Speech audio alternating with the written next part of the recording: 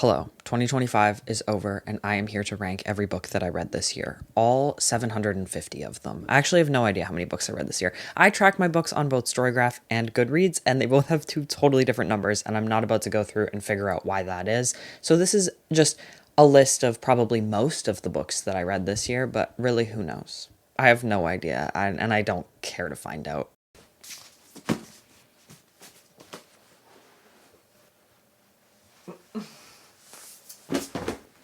Where's the mic? Damn it.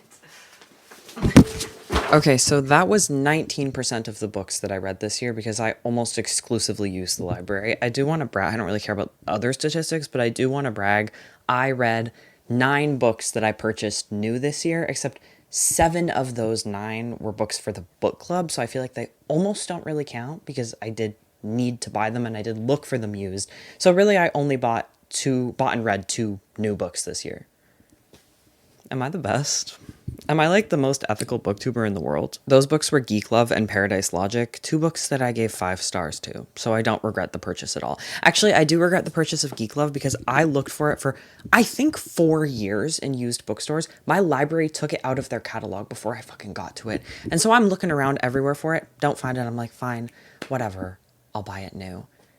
Then I go into a thrift store 2 weeks later, and what do I find but Geek Love by Catherine Dunn on the shelf? Killed me. Anyway, let's get started. All right, here we have the tier list that I've created for you. This is what happens when you get someone as deeply and chronically offline as I am to come up with tiers for a tier list. Okay, it's not pretty, but this is what we're getting. This isn't like a perfect scale. It's not like exactly worst to best.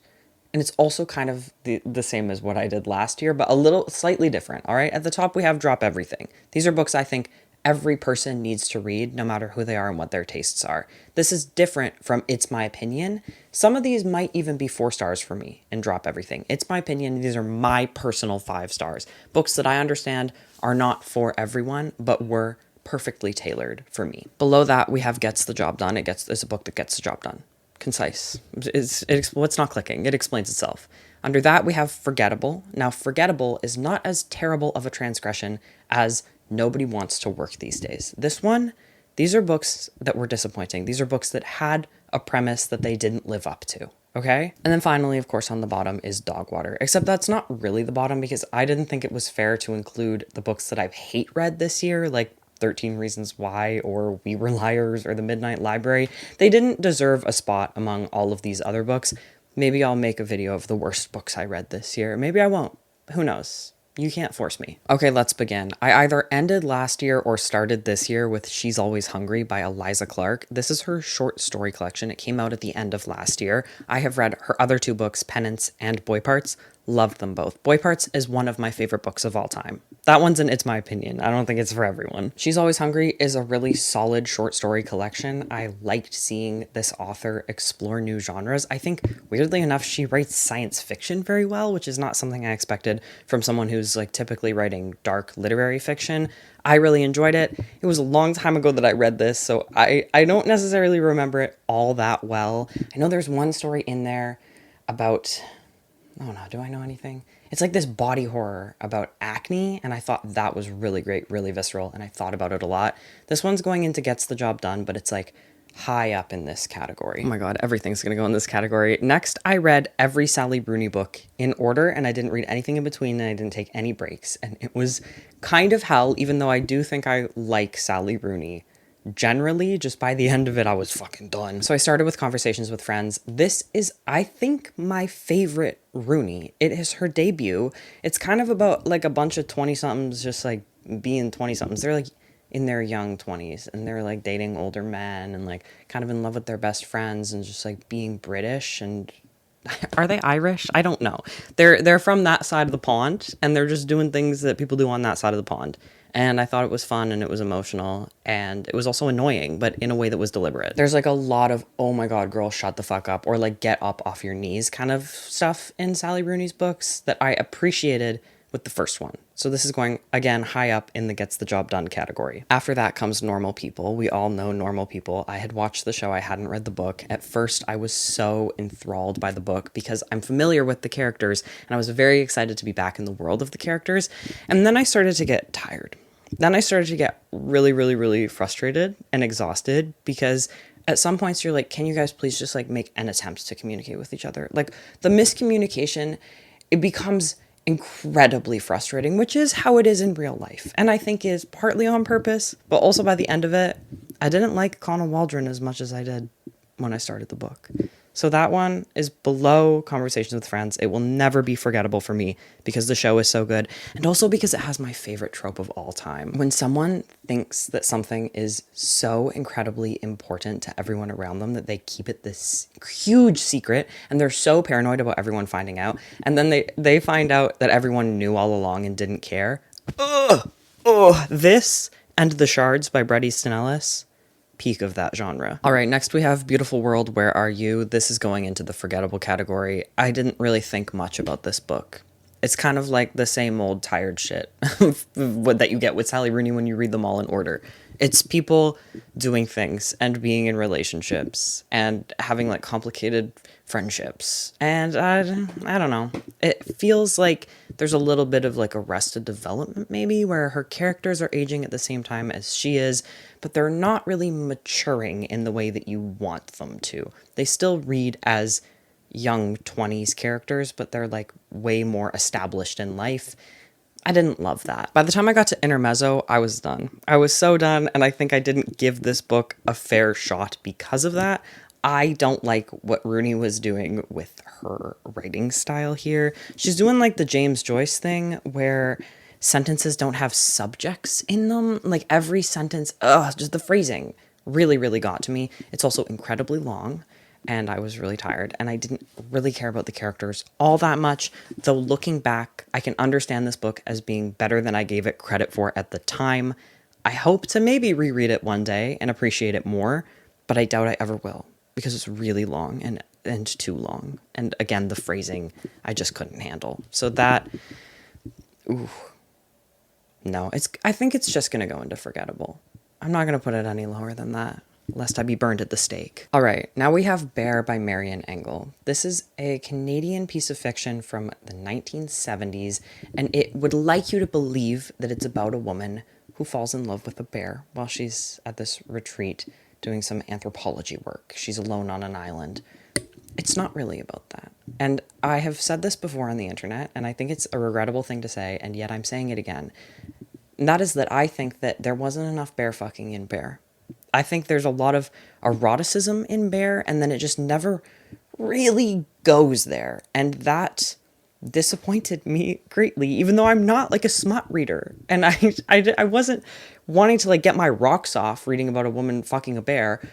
I just thought that was what I was getting into when I read the book. And it wasn't, and I was a little bit sad about that. I think this has a lot of really interesting things to say about women's sexual liberation in very few pages. There's a lot to think about with this book, a lot to explore and analyze. There's a way of reading this where you can understand it as being commentary on colonization. This white woman goes to this indigenous land that has already been colonized, and she kind of claims it as her own, and she claims the natural world here as her own and like establishes what she believes to be this very strong connection to it.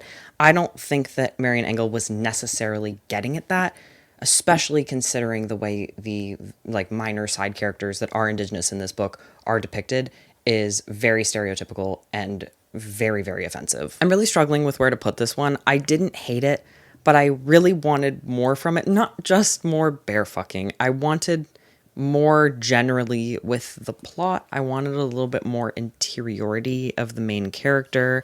I think it was good. I'd love to like analyze it in a class, but I don't think I would ever read it again. I remember being quite bored by it.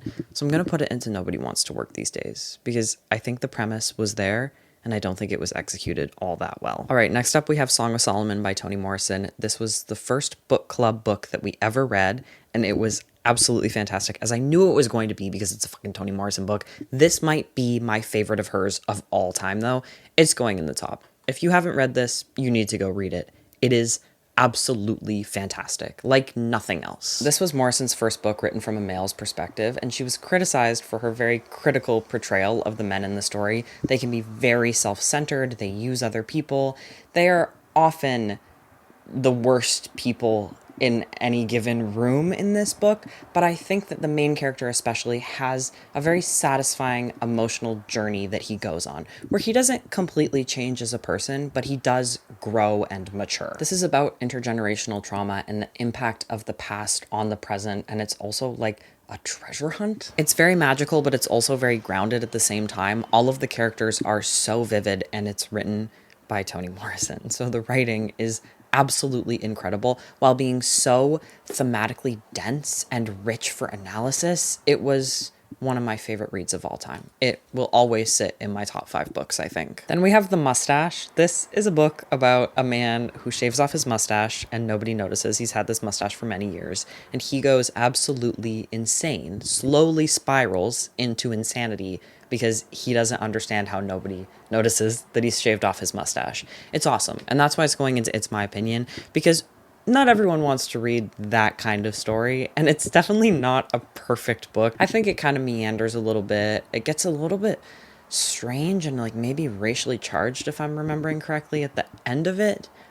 But yeah, but despite all that, I had a lot of fun reading it. I just absolutely love that concept, and I have read many books about a character spiraling into insanity that didn't do it very well, and this is like the pinnacle of that genre, I think. When you're reading this, it feels like a lot is happening, but really it's just this guy slowly going crazy and trying to like trick his wife into admitting that he did have a mustache. And at the end of it, you don't know if he's crazy or she is. It's fascinating. There's so much to think about. I think there's a lot to like theorize about with this, and it's just a fun time. I loved it. Great.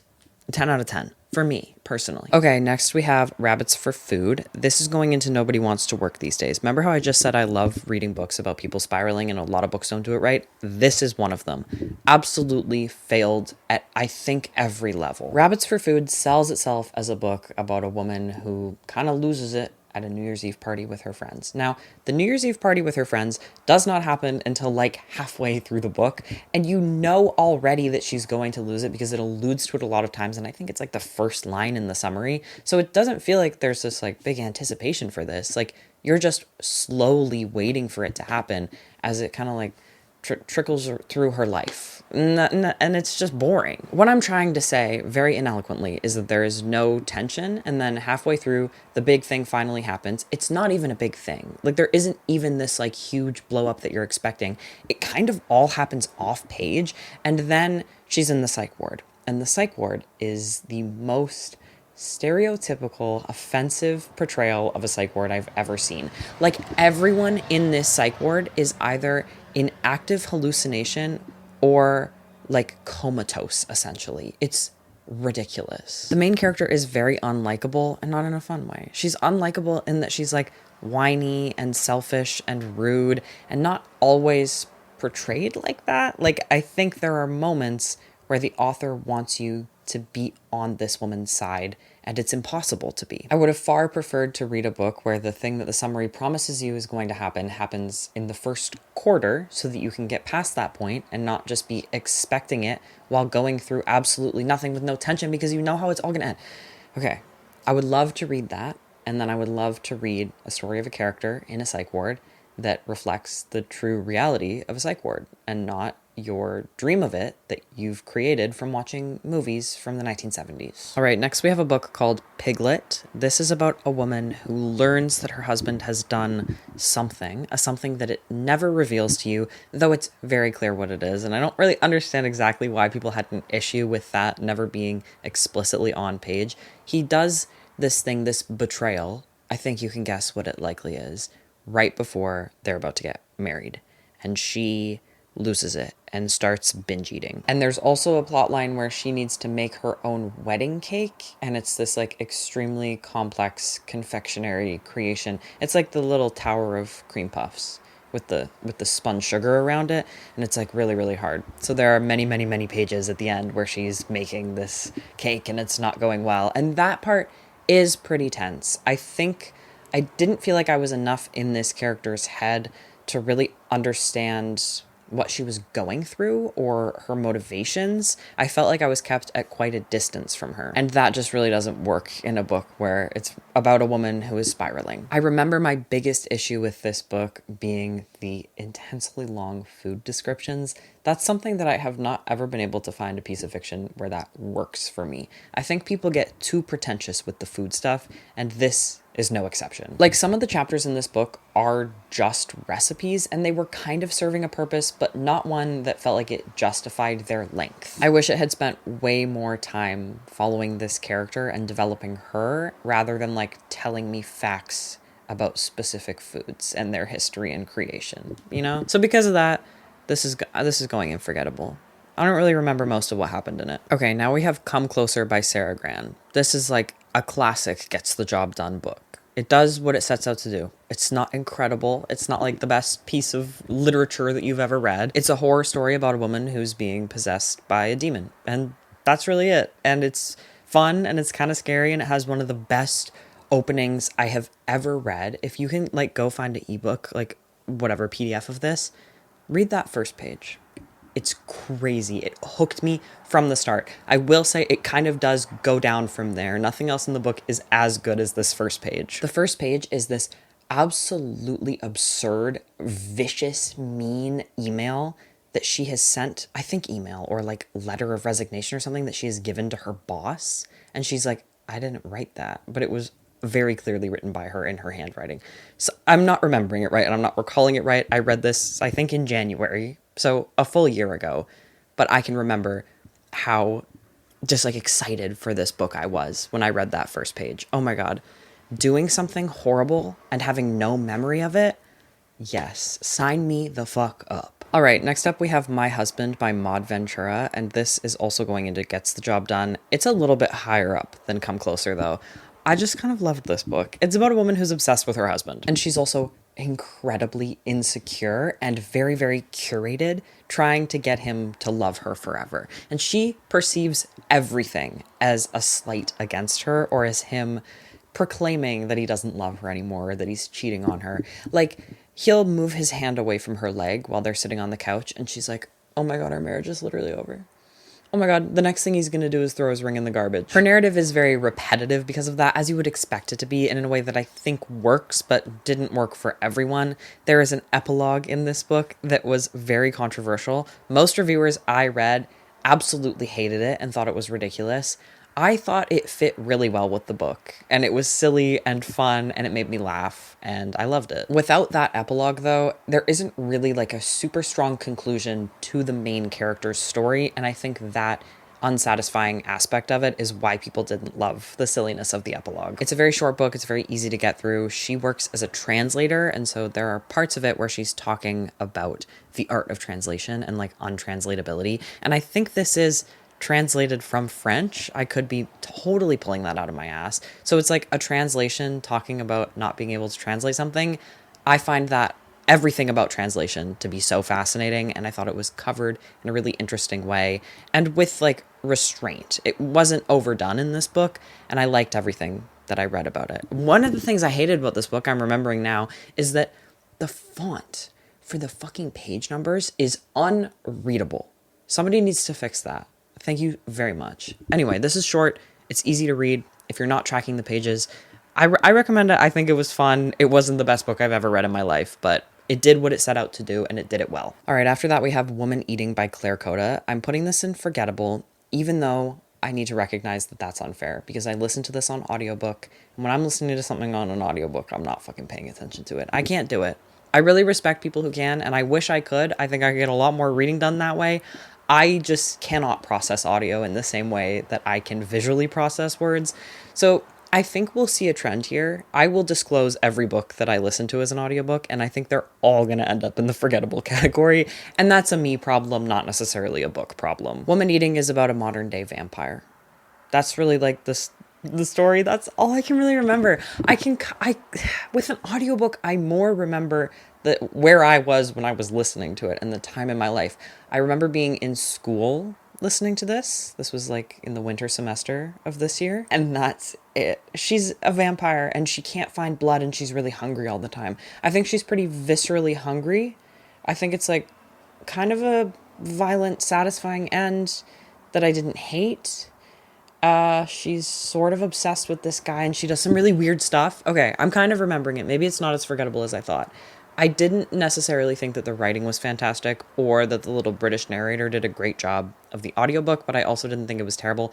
But I also can't tell. I really I cannot understand if writing is good or not when I'm listening to it over audio. So why am I still here, sitting here talking about this when I obviously have no idea? Don't ask me. Maybe you'd like woman eating, maybe you wouldn't. I've seen very disparate reviews of it. Okay, next we have Small Things Like These by Claire Keegan. That's going in the top, but kind of tentatively, because I don't remember it all that well. I just know that Claire Keegan is a very good, very effective, very efficient writer. I know that her book Foster is incredible. I studied that for school, and so I read it 6 or 7 times, and even then, that one still hasn't really stuck in my head all that well, but I remember the feeling of reading it, and that's the same with Small Things Like These. This is a book that does kind of appeal to everyone, and you can tell that by the very tiny Oprah's Book Club sticker on it. Small Things Like These is about a coal merchant in Ireland in a small town in the winter. It is a very, very, very wintry book. I think you should go read it right now, holiday season.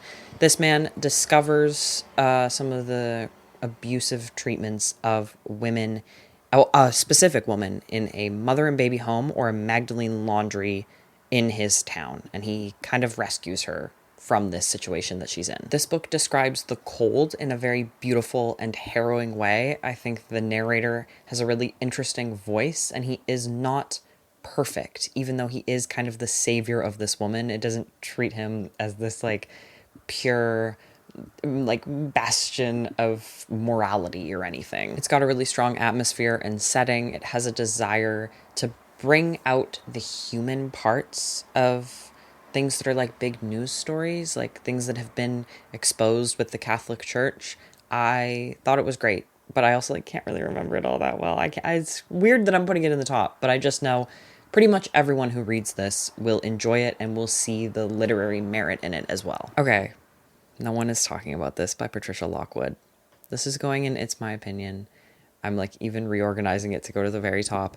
This is one of my favorite books of all time. This book is absolutely not for everyone. It is split into two very distinct parts, and they kind of don't function without each other, but one is a lot worse than the second one. The first one is so much worse, so much harder to get through, but then you read the second one and you look back on the first one and you're actually, no, the first one was genius. But while you're in the midst of reading it for the first time, it's almost a little bit insufferable. It's very, very, very internet. This first part and the second part as well, they're both told in these little vignettes, almost like a Twitter feed, and that's very deliberate. But with the first part, it's mostly just her musings about the internet and about internet culture and how it affects you and your personhood, and it's very funny and jokey. It's obviously someone who is very much on Twitter writing this, and some of it's great. She talks about a tweet where she's posting I think she's posting a slutty selfie and she says God's little dog treat. That's the caption. The second part follows the same narrator, but she's now with her family as they're dealing with the birth of her niece, her sister's daughter, who is not going to live for very long. And it is so incredibly full of love. It's so human, and it has such insightful things to say about consciousness and disability, and I could not get enough of it. I needed to recommend it to everyone, but I also know that most people can't appreciate both parts of this, and a lot of people can't get through the first part to get to the reward of the second part. And so I have just come on the internet as many times as I can and said, read this book. If you can read this book, if it sounds at all interesting to you, you need to read it. You need to push through that first part. I'm making it sound a lot worse than it is. It's just not that great. There isn't necessarily a narrative. It's funny, it's insightful, and then it's okay, you have to be something more than funny and insightful, and then by the time you're kind of so tired of it, or by the time you've gotten into the flow, which is what happened to me, but not my partner who also read this book, by the time it finishes, you get to the second part, and you are punched in the face 1,000 times over. It is so fucking sad. All I can really say is just they love that baby. They just love that baby, and you can feel the love. And I can't start thinking about this too much or I will cry. No one is talking about this. Wow. Just like one of my favorite books of all time. Please read it if you think that you can. I need you to, okay? All right, next up we have a kind of controversial one. I know this is a very beloved book. It just didn't really work for me as much as I was expecting it to, and that is The Memory Police by Yoko Ogawa. I am putting this into forgettable. I don't think it was terrible.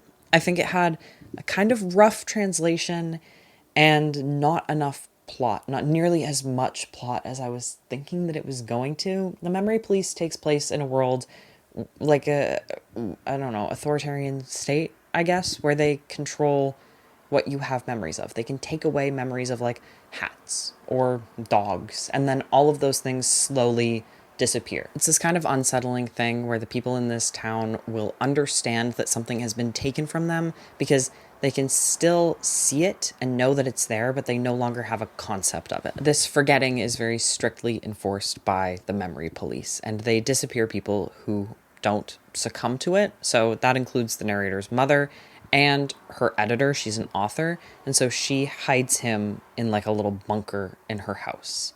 It sounds interesting, and it was kind of interesting, but I just didn't find it to be the most compelling thing I had ever read. It's got a premise. It's not as bad as Nobody Wants to Work these days. I think it does something with the premise. It's very allegorical. Just wasn't really for me. And I have honestly never really thought about it again. This is crazy, but I'm putting Boulder by Eva Balthazar also into forgettable. This is another very loved book, probably more so than The Memory Police. And I read it and I liked it, and I thought the writing was fantastic, and it's got this like very vivid, visceral yearning, and yet I didn't even remember that I had read it this year. And maybe that's because it was so short. Maybe that's because I read so many books. It just didn't really stick for me. It is lesbian though, so that might sell you. If I remember correctly, it's about a woman, I think she's a butch lesbian, and she's in a relationship with another woman, and the other woman wants a baby, and the narrator doesn't. And it's like her struggling with the concept of motherhood as a butch lesbian, and her wanting to stay with her partner but knowing that she can't. And she is like very, I don't know, she's like rough around the edges. She's kind of a little bit mean, a little bit gruff. She has an interesting and unique voice that I can't really remember, so that's why it's going in there. Next we have Looker by Laura Sims. Nobody wants to work these days. Get your ass up and work. If you're gonna write a book about a stalker, write a book about a stalker. Don't do whatever Looker did, which was nothing. I really wanted to like this book. It's about a woman who stalks one of her neighbors, who's like a famous actress, and it's just not that interesting or compelling or tense, and the writing is very debut. I don't know if this is a debut. I would assume so, because it's, if I remember correctly, not good. I also think filled with like spelling and grammar errors. This is one of those books where it's about an obsessive character, or a character who's spiraling, and instead of being inside their head, which I do think it's told in first person, it is about them doing things. There are things that happen, plot points that are hit, and nothing else really in between. It all feels like filler until the next major plot point that the author wants to happen, and you don't really get to know the character, or why she's like this, or her history. Like, there are plot points that relate to her history, but it never creates like a whole picture of her, and I think that made it quite dull and feel like it was just failing at what it was trying to do. I absolutely love the idea of a woman whose boyfriend breaks up with her, and she ends up becoming obsessed with a woman on her street who is a movie actress, so much so that she comes up with all these like Looney Tunes plots to like get into her house and get close to her and her children, and I just was not interested in the execution of it here. All right, I just told you that every audiobook I read this year was going to end up in forgettable, and I think there are two exceptions, and this is one of them. Worry by Alexandra Tanner. Honestly, maybe drop everything. It's not as good or as literary as the other books in this category right now, but this audiobook performance is the best I think I've ever seen. It was crazy the amount of work that this narrator put in to giving the characters personalities and different voices. I don't know that I would have liked this book as much had I read it physically, but as an audiobook, I loved it. I was so excited for moments that I was able to listen to this. I just thought, like, she just did such a good job. She added so much to these characters. Worry is about two really annoying sisters who end up having to live together, and they love each other, and they also kind of fucking hate each other. It's a very accurate depiction of a sister relationship. It has an incredibly unsatisfying ending. I will give you that. I'm not going to spoil it, but there's nothing really to spoil. You'll get to the end of the audiobook and you'll think, was that it? Are we done? And you'll do what I did probably and go back. What did I miss? And there will be nothing. That is the main drawback of Worry. The rest of it is just fascinating character study that I really enjoyed my time with. The eyes are the best part. Get your ass up and work. Nobody wants to work these days. This is ostensibly a story about a young woman who's dealing with the combination of sexism and racism that she experiences from men and the objectification of being a young Asian woman. And she turns into a cannibal, as you might expect from that cover. The eyes are the best part. She's popping eyes into her mouth. It just was corny. The writing was way too genre horror for me when I think it was trying to be literary. There were parts that were just like objectively wrong, like factually wrong, that pissed me off. Like you couldn't have just Googled that. I thought it had a very shallow feminism. I thought it had a really stupid ending that honestly ruined the whole thing. And I remember how much I hated the ending, and I don't remember what the ending was. I think I made a video on this book where I summarized it, and I probably talked about it there. I just have this sense of like, the eyes are the best part had one of the worst endings I had ever read. Oh no, I'm remembering it. Yeah, it's bad. Feels like there is so much to explore with that premise. Like I really did want to see what this book told me it was going to be. I wanted to see something with depth. I wanted to see some commentary. And instead, all I got was a book selling itself as something bigger than it was, while really just being like some body horror with very little to say, even though there is so much to say about these topics. And it pissed me off. What a disappointment. I hated this one. Okay, next we have Acts of Desperation by Megan Nolan, I think. I can't see her name. I'm putting that into Gets the Job Done. I think it was what it needed to be. This is about a really insecure woman in a toxic relationship. And it's her and her boyfriend who's like shitty to her and not a good guy. And her, desperate. Her being very desperate for his attention and affection and him never really giving it to her.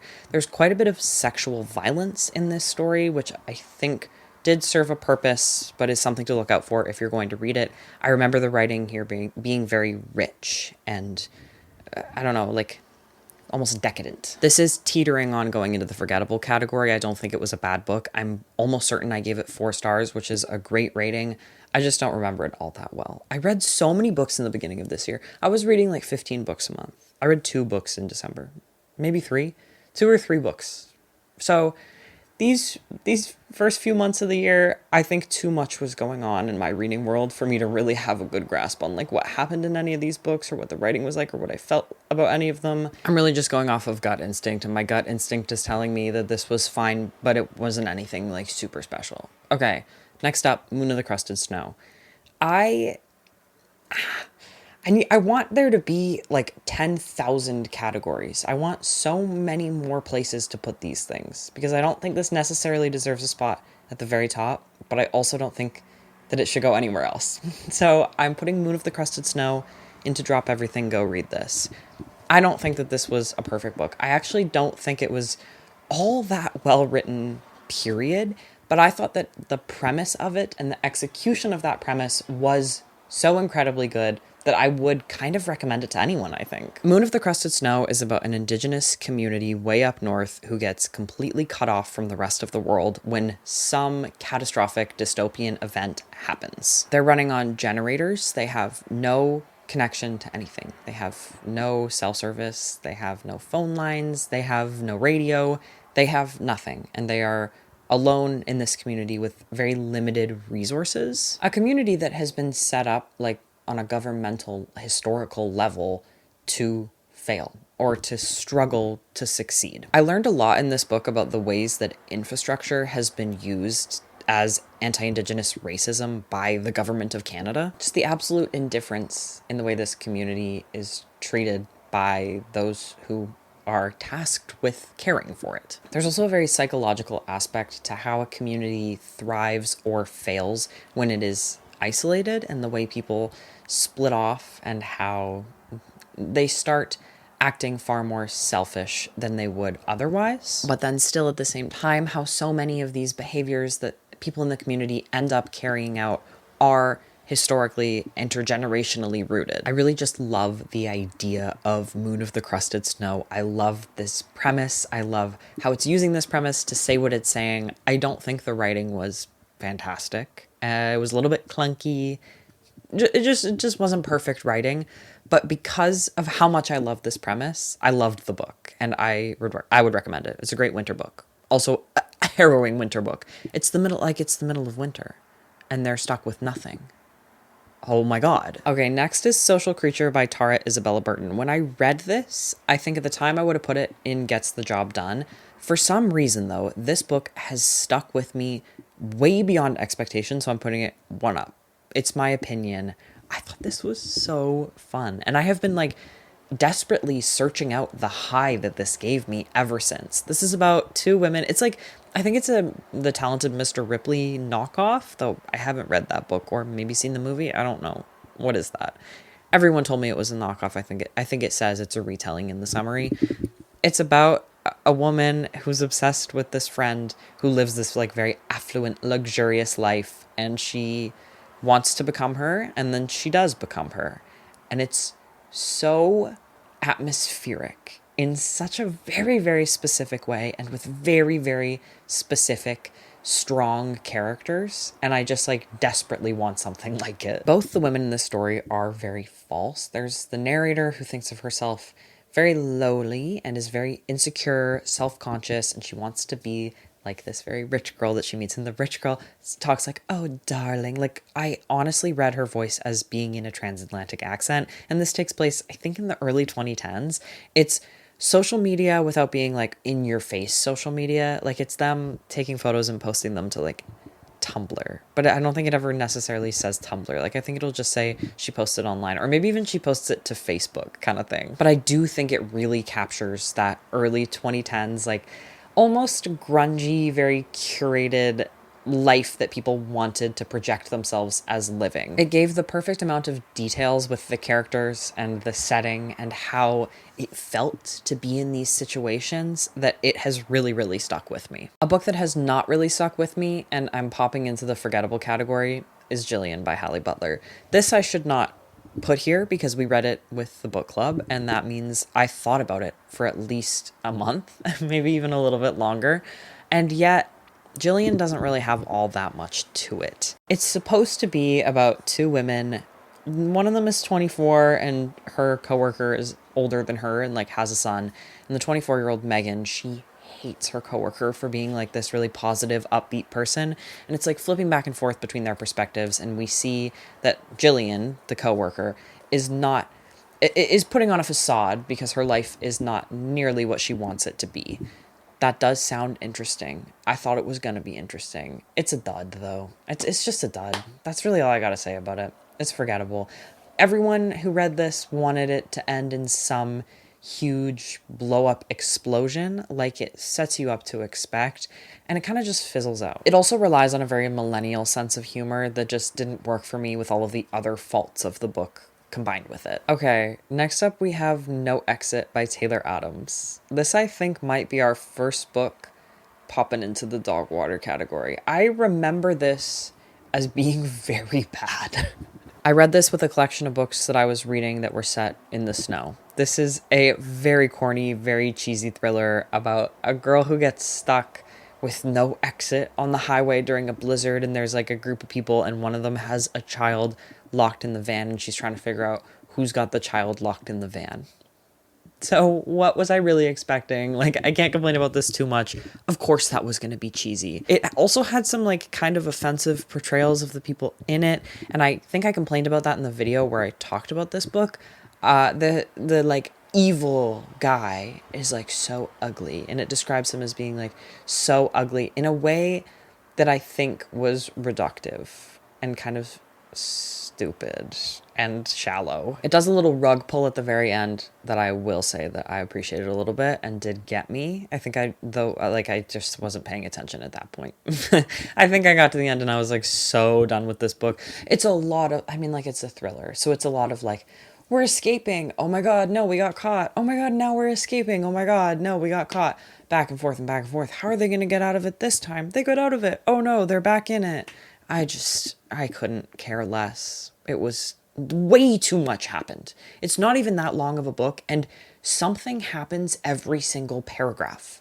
It was making me feel like I was going crazy. I guess if you want like a really not very well written thriller that you could easily read, like is very understandable and very quick paced, you could read this and it might get you out of a reading slump if that's how you get out of reading slumps, but it's not good. Okay, next on the list we have Cold by Drew Hayden Taylor. This is a book similar to Social Creature that I thought was fun while I read it, but I didn't expect to stick with me as much as it did. When I think back on this book, I think of it as very, very good, though I know at the time of reading it, I didn't love the writing all that much.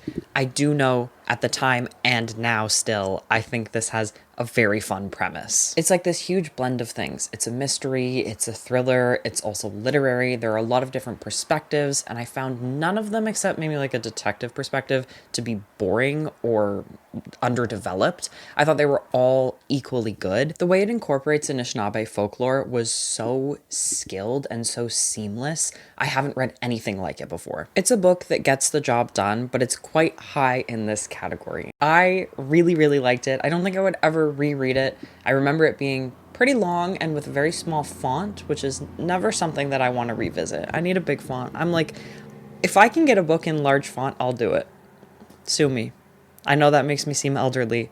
I love reading large font. But obviously those critiques are not of the book itself or the writing itself. It's also a mystery, and it's hard to reread a mystery when you know everything that happens. I just loved it. I just loved it. I think it's a great alternating perspective book.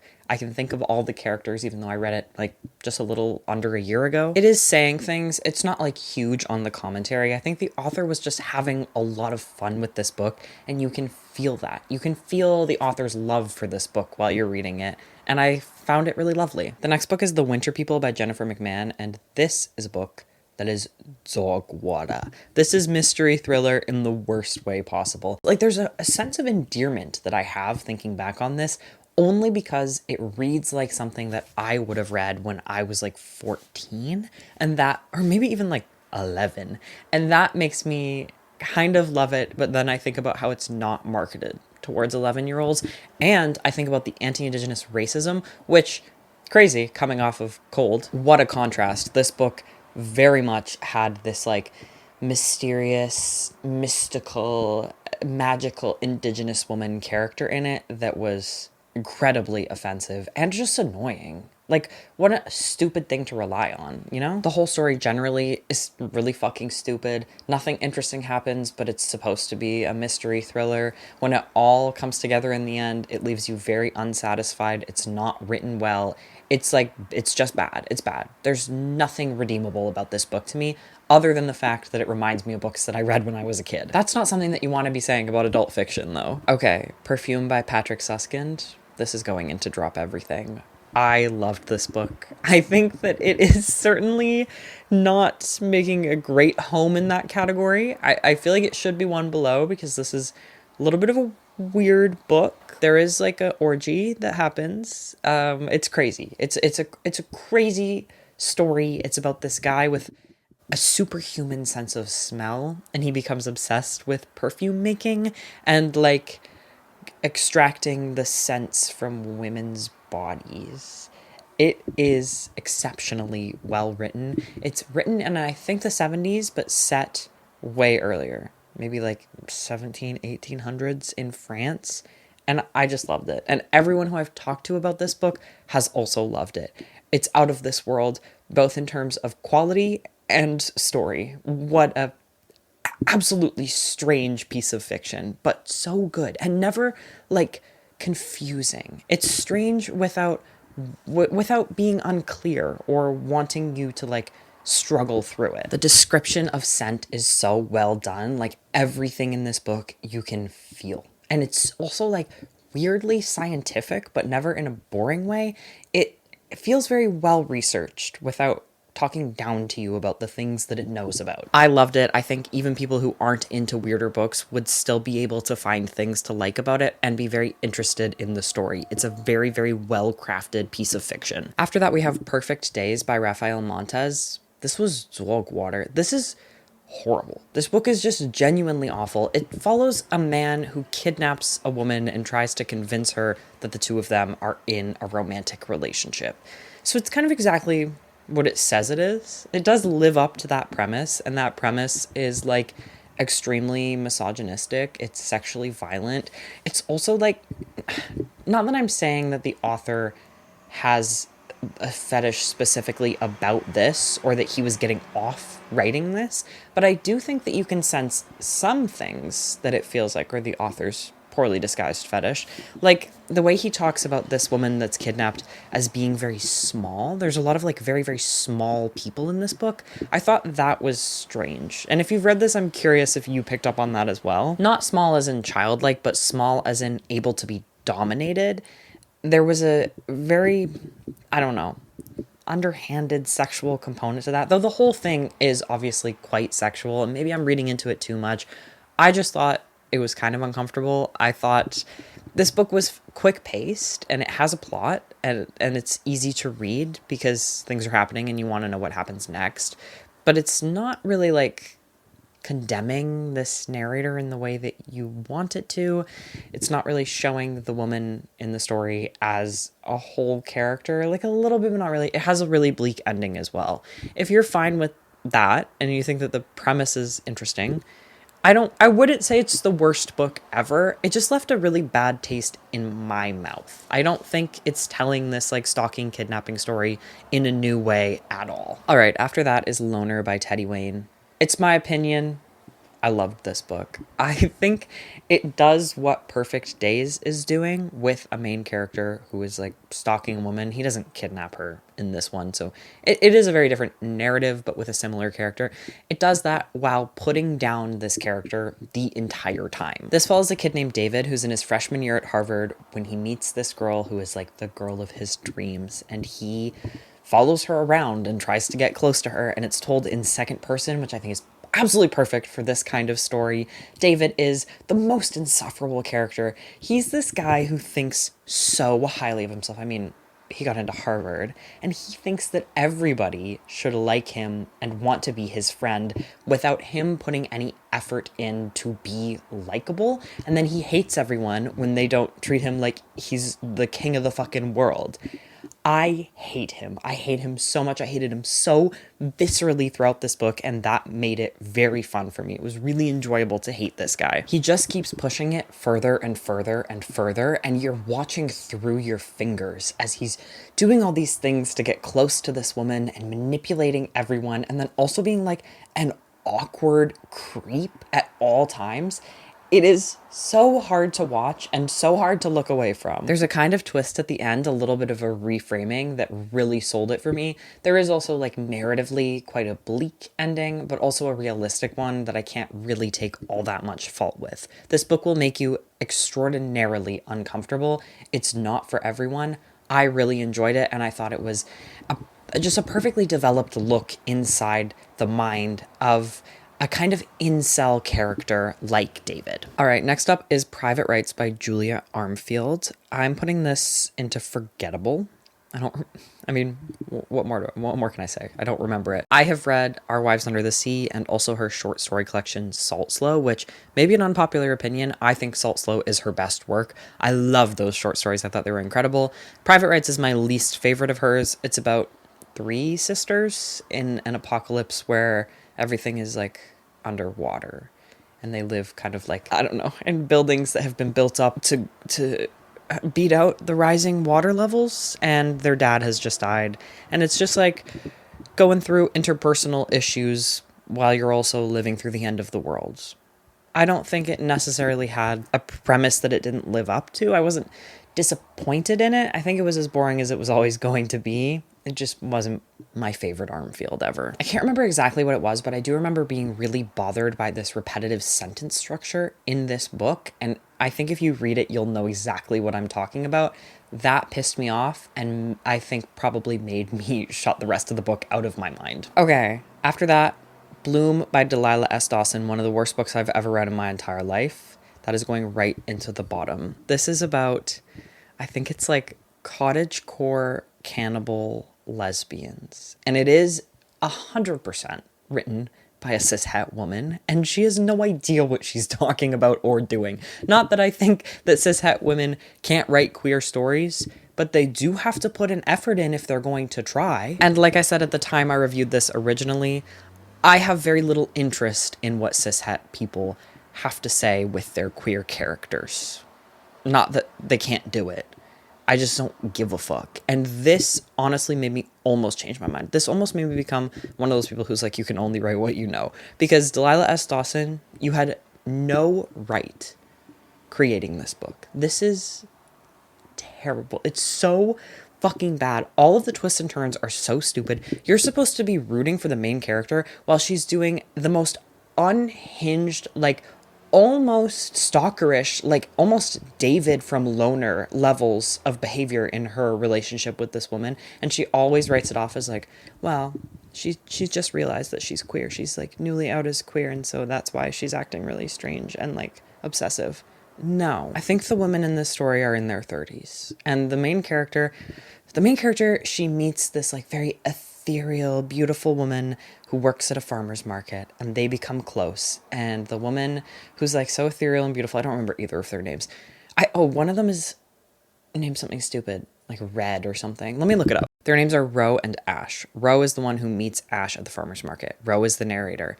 Ash wants to be in a relationship with Ro in the same way that Ro wants to with Ash, but Ash has some very strong boundaries that she creates, and Ro cannot help but step over these boundaries, and she always blames it on, like, my last boyfriend cheated on me.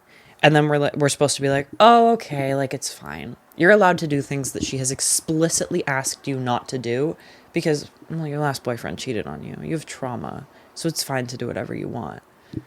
Absolutely not. And then the twist is so stupid. I hated this book. I hated the writing. I thought it was incredibly pretentious. There's a part where Rose says, I like books because books don't lie, but people lie. If you want to hate read something that is very short, that thinks it's so much better than it is, that will make you cringe at every paragraph, highly recommend. This is your next read. If you want to read something even a little bit good, stay the fuck away from this book. All right, then we have Sedating Elaine by Dawn Winters, something like that. This book gets the job done. This is about a woman whose girlfriend is really fucking annoying, and so she sedates her. There's more to it than that. She hates her girlfriend and really is pining for her ex-girlfriend, and she invites her new girlfriend to move into her house because she can't pay rent because she owes her drug dealer a whole bunch of money, and she wants to save on rent, but then she can't stand being around this really annoying, upbeat, positive girlfriend, so she starts giving her drugs and like essentially puts her into a chemically induced coma. As you can tell just from that amount of summary, it's a book that very quickly spirals into something that's out of control. It's tense, it is uncomfortable, it's also funny at the same time. It's dark, it's absurd, it's everything it needs to be. Next up, we have Diket by Jenny Fran Davis. I'm just pulling these author names out of my ass. I have no idea. Every single one is a shot in the dark. Diket could be honestly in any one of these categories except the top one because almost everyone would hate this book. I think I didn't love it, but I also did. What did I rate Diket on Goodreads? All right, I'm putting this with Sedating Elaine. I think this is a book that gets the job done, though it doesn't really set out to do a job. Nothing happens in this book except a group of lesbians are staying together over Christmas, and they are all absolutely fucking insufferable. That's it. That's the whole story. It's so steeped in queer culture, like nothing I've ever read before. The characters piss you off time and time again, and yet there is something almost charming about it, about its charmlessness. Reading Diket feels like banging your head into the wall until your brain matter is splattered everywhere, and yet I couldn't give it less than 4 stars. There's something about this book, something unnameable, indescribable, the bane of a book reviewer's existence that I just can't help but appreciate. And maybe it is just that it's about annoying queer people in a way no book ever has been, that it's so specifically made by and for lesbians that I love desperately. But there's just, I don't know. I don't know what to say about Tyket. I'm sure if you've read it, you either fucking hate it or you hate it and love it at the same time. I doubt that there's really anybody out there who's like, this is the best book ever. It is horrible, but not because it's badly written. Oh my God. Obviously, I can't come up with words to describe this. If you are interested in it, please read it and let me know what you think, because it evades me. All right, after that one, we have A Good Happy Girl by, I want to say, Marissa Higgins. This, nobody wants to work these days. Get your ass up and work. I also could put this in forgettable because I'm like thinking about it. I don't really know what it's about. I think this is about another queer story. I think this is about a woman who becomes the third in a married couple's relationship. And she's also kind of spiraling into insanity, but not really, and like not in an interesting way. She becomes a little bit obsessed with them, but honestly, mostly nothing happens, and we don't really get too deep into her head. We're kept quite a distance from her, and I didn't like it, and I didn't think it was very well written. And I also, I remember thinking that the word choices were often weird and felt very pretentious. It's kind of like ostensibly about trauma and depression, but like I said, you're kept at a distance from her, so like, how much can it really get into those things? This is another one of those books that I remember very little from, except the feeling that I walked away from it with, which was just generally disappointment. Okay, next is Come Madre. This, I'm going to put in It's My Opinion, but I think that the first of the two stories in this little like collection novella thing should go in the top. I think everybody should read that first story. It's so good. It's so weird. It's so funny. It's so dark. I loved everything about it. And then I thought the book kind of dropped off in the second story. It switches characters. It's still connected. I didn't care nearly as much about that one, but the first story is so good that alone maintained my 5-star rating through a second story that I really didn't care for. I don't really know how to summarize this. It takes place in an asylum in Latin America. I think maybe in like the 50s, but I'm really like, I'm making that up. I have no idea what the time era is, and maybe it is meant to be a little bit ambiguous with that. It's about this group of doctors who's trying to figure out what happens in the brain at the moment of death by like beheading people, I think, and like hooking up these crazy machines.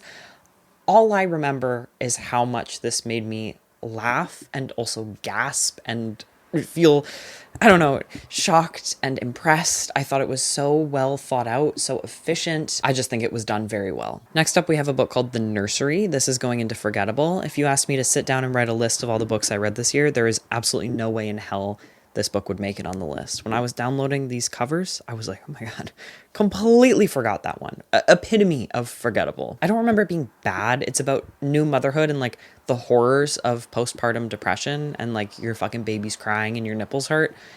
I've read a lot of motherhood stories. It doesn't stand out to me as particularly special. And I think that this book is so forgettable because you feel like it's heading towards an explosion at the end, and then nothing really ends up happening. After that, we have The Pisces, and that's making me feel sick to my stomach because that means that we are only in March. Obviously, I read so much in the beginning of the year. I don't know what was happening to me. I think it was like something clinical. I believe I read 100 books by the middle of the year and then 30 books in the second half of the year.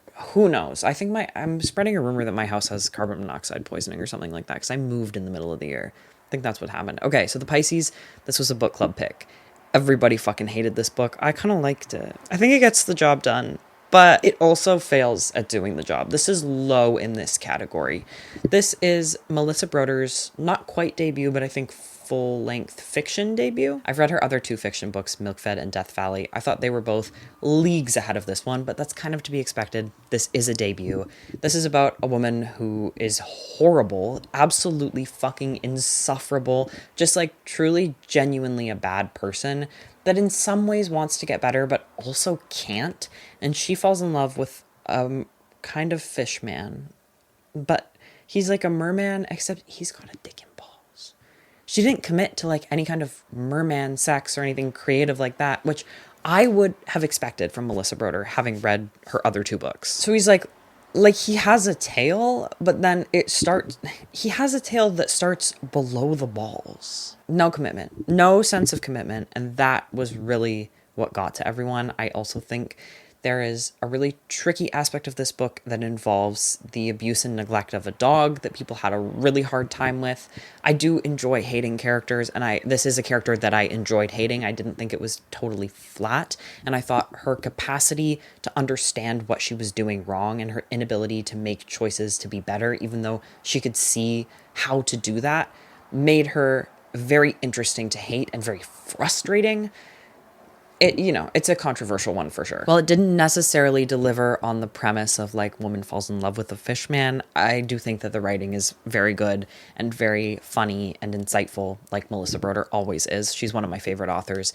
This is just her debut. It's okay to have a debut. After that, we have The Stepford Wives by Ira Levin. If you know me, you know this is going into drop everything and read this now. I love Ira Levin. Right now, I've read 2 of his books, and I am, at this moment, his biggest fucking fan. The Stepford Wives, I just can't tell you anything about it. It's so short. I want to say it's like 120 pages, and they're small pages, and there's not very many words on them. You can get through this easily in a couple of hours, and you will. You'll start it, and you won't be able to stop.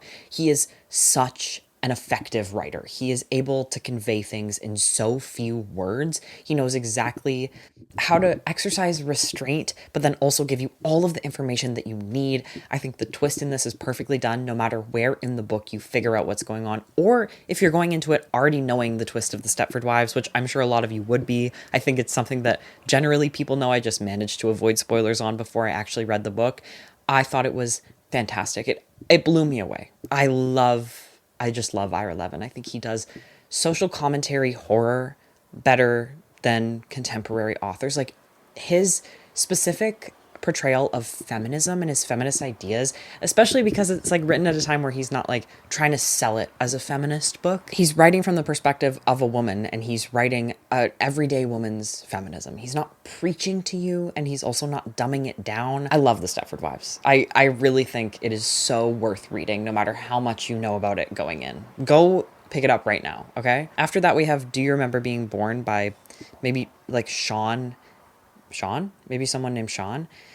This, nobody wants to work these days. I thought this could be interesting. It's kind of about AI, but it was written before AI is what it is today. It's about like large language models.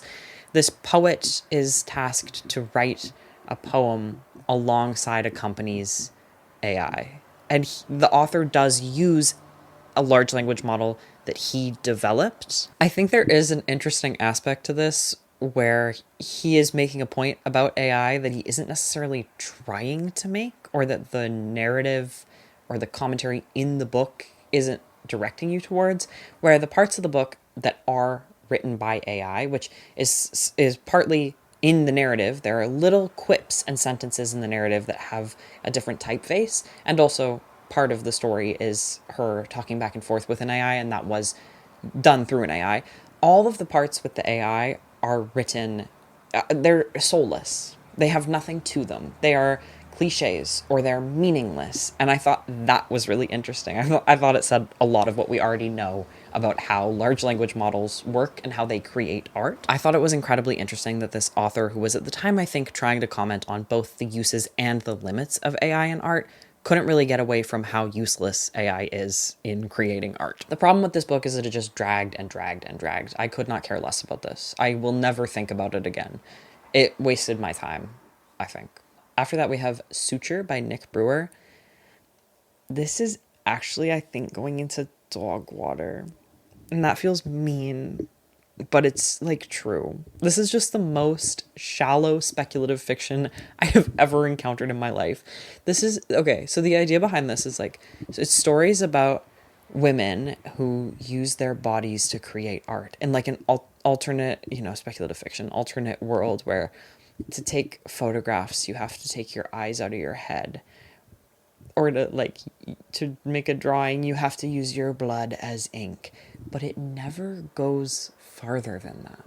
So I think it's offensive to call this speculative fiction or science fiction or whatever, because it's not speculating. It just goes to, what if I use this really obvious, clear, direct metaphor of you use your body to create art, and then I do nothing else. And then also I write it in this like hoity-toity fucking pretentious way, and I use these like ridiculously, needlessly stupid phrasings and big words, and I think I'm so much better than you, and I talk down to you when I have literally nothing to say about something that you could say something about.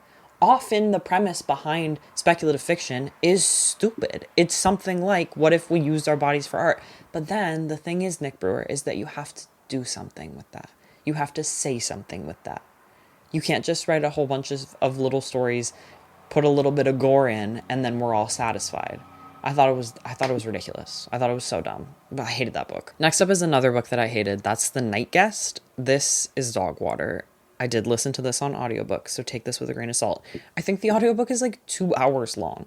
I listened to it while I was on a bike ride or a walk or something, and I thought it was so stupid. I think I paid attention to maybe a quarter of it. Again, like, take this with a grain of salt. It's about a woman and she's sleepwalking, and she wakes up like covered in blood and shit. And then, I don't know, it's like her sister, something about her sister, maybe like taking over her body. I shouldn't be reviewing this. I shouldn't be saying anything about this. I don't know anything about this book. I didn't pay attention to this book. The chapters are very short. The narrator of the audiobook was not good at her job. It was so stilted and strange and then corny. I remember it being very corny. I think even if you went and listened to just like the preview that you can get of this, probably on, I don't know. I got it on Libby, so I can't really tell you to go listen to it because that's my library's catalog. If you go listen to it, to any of this, you would think, oh, I know what you're talking about. This is not written very well. It's just bad. That's all I have to say. It's a really bad book. Okay, next is this Toni Morrison book that I studied in class, and my professor pronounced differently every time he talked about it. So I am not going to make an attempt at it because I can't remember. Drop everything and go read this. I mean, it's Toni Morrison. This is a very, very short story. It is a novel, but I think it's like 50 to 70 pages. This follows 2 young girls, one black and one white, who meet in a home for young girls. They both have different but kind of also similarly troubled home lives, and it never tells you which one of them is black and which one of them is white. And so it forces you to confront your own biases and the reasons why you assign each race to each one of them. I think it's a masterclass in engaging the reader and directly forcing the reader to confront themselves and their own perspectives and their own responsibility, all while having very good writing and very interesting, well-developed characters with a fascinating dynamic. This is one of those stories that you should give to people who don't read. It is so short, it's very easy to get through, and it also displays exactly what writing is all about. Okay, Comfort Me with Apples. This was dog water. I don't even care to say anything about it. I reviewed it in a video somewhere. It's a Bluebeard Adam and Eve retelling, and it's just stupid, and it's poorly written, and I hated it. Okay, next after that is Sealed by Naomi Booth. This gets the job done, and it's high up in this category. This is like dystopian pregnancy horror. It's about a woman who is pregnant during a kind of apocalyptic situation, a pandemic that seals up your orifices of your body. I mean, you can put the points together on where the horror comes in this book. She's living in the middle of nowhere with her kind of inattentive and shitty partner. They've moved out there to take advantage of the limited resources of, I think, the Australian outback, so that they are not exposed to the pandemic more where they used to live in the city. The people around them don't love that, and they are quite isolated, both physically and because of this choice that they've very selfishly made. This was written before COVID, and I think it does a really good job of showcasing the social hostility of people who are in the middle of a pandemic that's transferred person to person. There's a lot of tension, there's a creeping sense of dread. It has that Rosemary's Baby quality of a woman who is pregnant and who is never listened to about how her own body feels. That's very frustrating to read. I thought this was a really quick read. It was a great piece of social commentary horror, and I enjoyed it a lot, but it wasn't like one of my favorites of all time. I would recommend it though. Okay, next we have Cult Classic by Sloane Crosley. Tongue twister. This is going into dog water. I hated this book with my whole fucking heart. I'm gonna get furious just thinking about it. This is like meant to be a mystery, about a woman who keeps weirdly running into all of her exes and having to like confront her past. But then there's something else going on. Like, why is she running into all of her exes? Oh my God.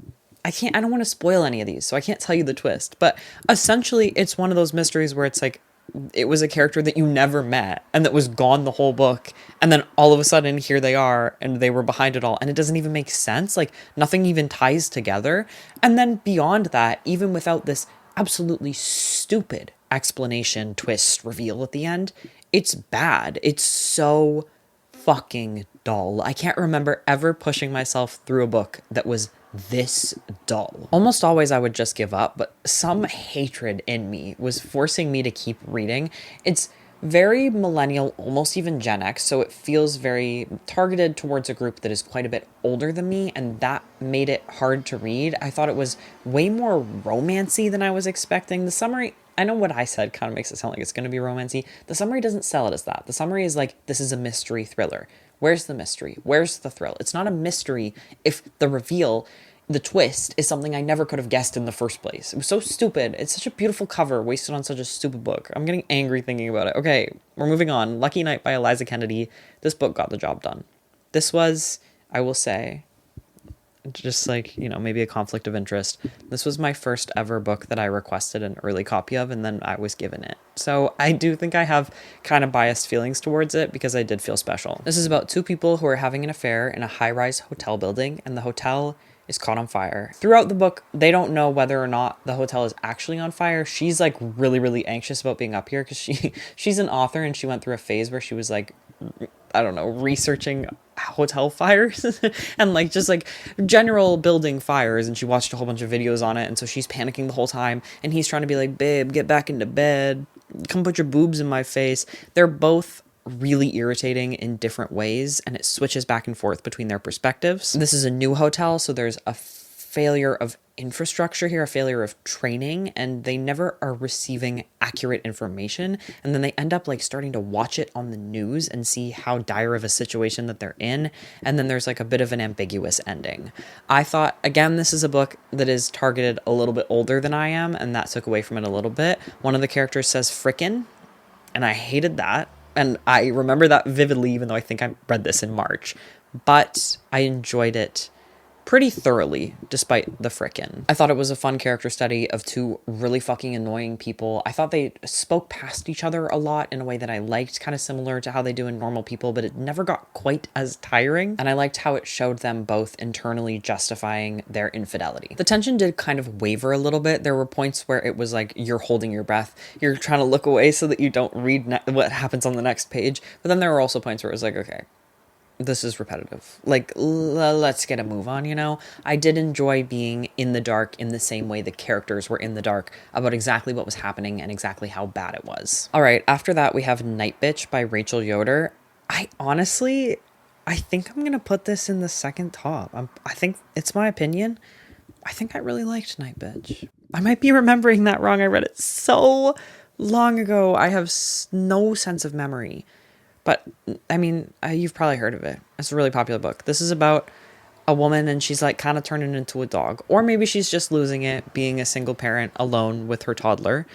And she's like eating raw meat and shit. And also, her and the kid are like playing like they're dogs all the time. And it has this like this like feral aspect to play with toddlers that I loved more than anything else in the book. I thought this book really understood what it's like to let go of all your inhibitions and just play with a toddler in the way a toddler wants to fucking play, which is to be a crazed maniac. It could definitely drag. I think there were points that I wanted it to really start like ramping up with her very weird, unhinged, socially unacceptable behavior, but overall I found it to be really fun. I thought the ending was just okay. You know, we take what we can get. After this, we have Never Let Me Go by Kazuo Ishiguro. I'm going to get hate for this. Nobody wants to work these days. This is my fault. I went into this book with the wrong expectations. Okay, everybody talks about this book, and they say, there's a twist. Oh my god, the twist is so crazy. Oh, did you read Never Let Me Go? Do you know what the twist was? The twist had me on the floor. Whole time I'm reading it, I'm like, oh, I wonder what this twist is going to be. I was drawn in by the promise of a twist. I get to the last page.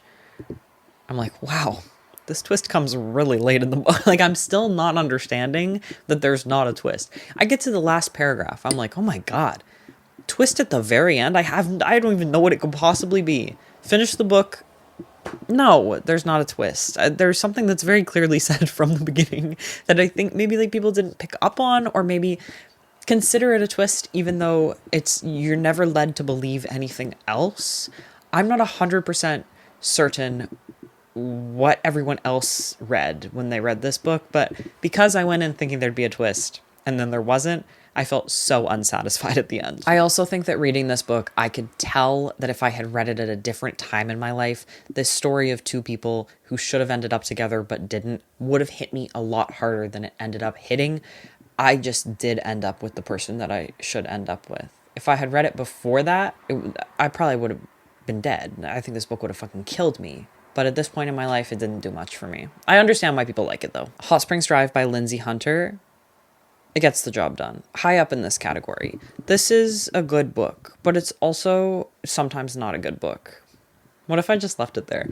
No, okay, it's alternating perspectives, and not all of the perspectives are as interesting as the other ones. I think the first chunk of it was 5 stars for me. It was so good. Every time you get a new perspective, you're like so excited to see what the next person has to say. And then it kind of petered off at the end. This is about 2 families. They're very intertwined. They're neighbors, and the mothers in each family are very close friends. And you know from the beginning that one of the mothers is murdered. And I will say it does take a long time to get to that murder, and you are anticipating it. I didn't think that killed the tension for me, because you aren't totally certain who the killer is. You know it's one of the other mom's sons, but you're not quite sure which one until it happens. Though I think in hindsight, it is pretty clear. It leads you a little bit astray with who the killer is going to be. In this book, it worked, knowing what was going to happen and then seeing the context that led us to that breaking point. This made me realize that I really love a book about a creepy little boy who grows up into a creepy teenager, who grows up into a creepy young man, who everyone underestimates the danger of, because all the adults see him as that creepy little boy. I thought that was deeply unsettling, and I want to find something like it without having to read We Need to Talk About Kevin. Okay. Down the Drain by Julia Fox. This is going to the top. I'm putting it beside Worry because I listened to this as an audiobook, and that was quintessential to my love of this book. I adored this. I don't think I would have counted myself as someone who really cared about Julia Fox, like at all, before listening to this memoir. And now I'm like her number 1 biggest fan, even though I know she's kind of an idiot. And like you kind of get some of her like kind of a little bit idiot opinions. I think she's so bright. I think she's so intelligent and insightful. And I also think that she is surrounded by people who are not nearly as socially aware as like probably you or I are. And so she's doing like baby's first anti-racism, and she's thinking that she's like taking the world by storm. Like the way she talked about like the Black Lives Matter protests in here, as if I don't know, as if she like discovered racism in 2020, is a little bit funny and a little bit silly and a little bit annoying. But other than that part of her personality, I adore her. Also, don't tell me anything about her. I really don't know all that much. This is just a memoir of her life. And she's had like a fucked up and also beautiful life. And she performs this memoir absolutely beautifully. There are points in it where you can hear that she's holding back tears when she's speaking of like friends that have passed away. There's points where you can hear her holding back a smile when she's speaking about her son. I thought her childhood was so interesting. I had no idea she was like from Italy. The culture clash of immigrating was so fascinating to hear about in her own words and in her own voice. All of the people that she knows, all of the things that she's been through. She is a very, very, very interesting person and a really good writer and performer. I found myself listening to this audiobook and wanting to do the dishes so that I could listen to it more, so that I had an excuse to turn it on. I loved it. Like absolute 5 stars. If you're an audiobook listener, just give it a little shot. Give it a little try. She engaged me like basically no one else. All right, Nevada by Imogen Binney I am also putting to the very top here. This is stuck with me. more than I thought it would at the time I read it. I did think it was very good when I read it. I now have a tattoo of the cover of this book on my arm. This is about a woman whose life kind of falls apart, and she goes on a road trip across America, and she meets this kid who's a lot younger than her, and she tries to she can see that he is trans, and she tries to, as a trans woman, convince him that he is trans, and it like doesn't work, because of course it doesn't. It is Imogen Binney playing out this fantasy that some people have of having this like mythical trans person, a trans woman specifically, come to tell them when they were young, you're trans and there's nothing you can do about it and you should transition. And this idea that people have of that would make their life, would have made their life easier if they had been told externally from someone else that they were transgender. And I mean, the lesson is like, no, that wouldn't work. Like, you got to do it on your own time. It's told through very interesting characters. It's very insightful, and it's funny, and it's kind of silly, and I loved it. And there are parts of this book that I think about truly every single day. One part specifically, I'm not going to read it. I'm not going to get vulnerable with you, but that's the reason why I have the little flower tattooed on me.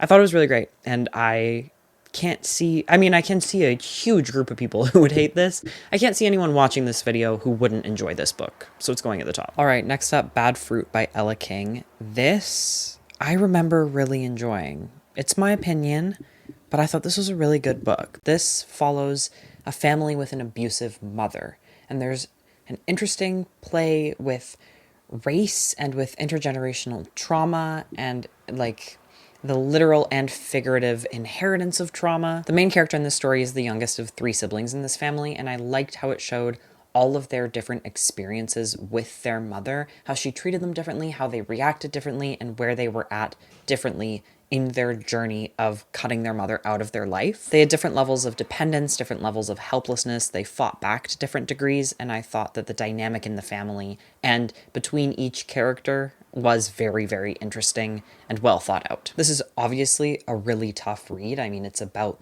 this young woman who is stuck with her siblings both having moved away, stuck in her parents' house with this absolutely awful mother whose abuse is very well rounded in a way that is realistic to almost a fault. Like, for your reading experience, it's really difficult to read this book and to get through it, and it might put you in a dark place, so I'd be very careful if you're going to read this book. I thought it was so well done, though, and it doesn't have a bleak ending, and it also doesn't have an unrealistically happy ending. It leaves you feeling satisfied and also hopeful about where the main character's life is going to end up going. After that is With Teeth by Kristen Arnett. Nobody wants to work these days. This failed at everything it tried to do. I thought that this was going to be what I wanted after reading Hot Springs Drive, which is a book with a creepy little boy character, but actually it's a book with a shitty mom character. She is portrayed somewhat as a shitty mom throughout the book, but she also in many ways is not.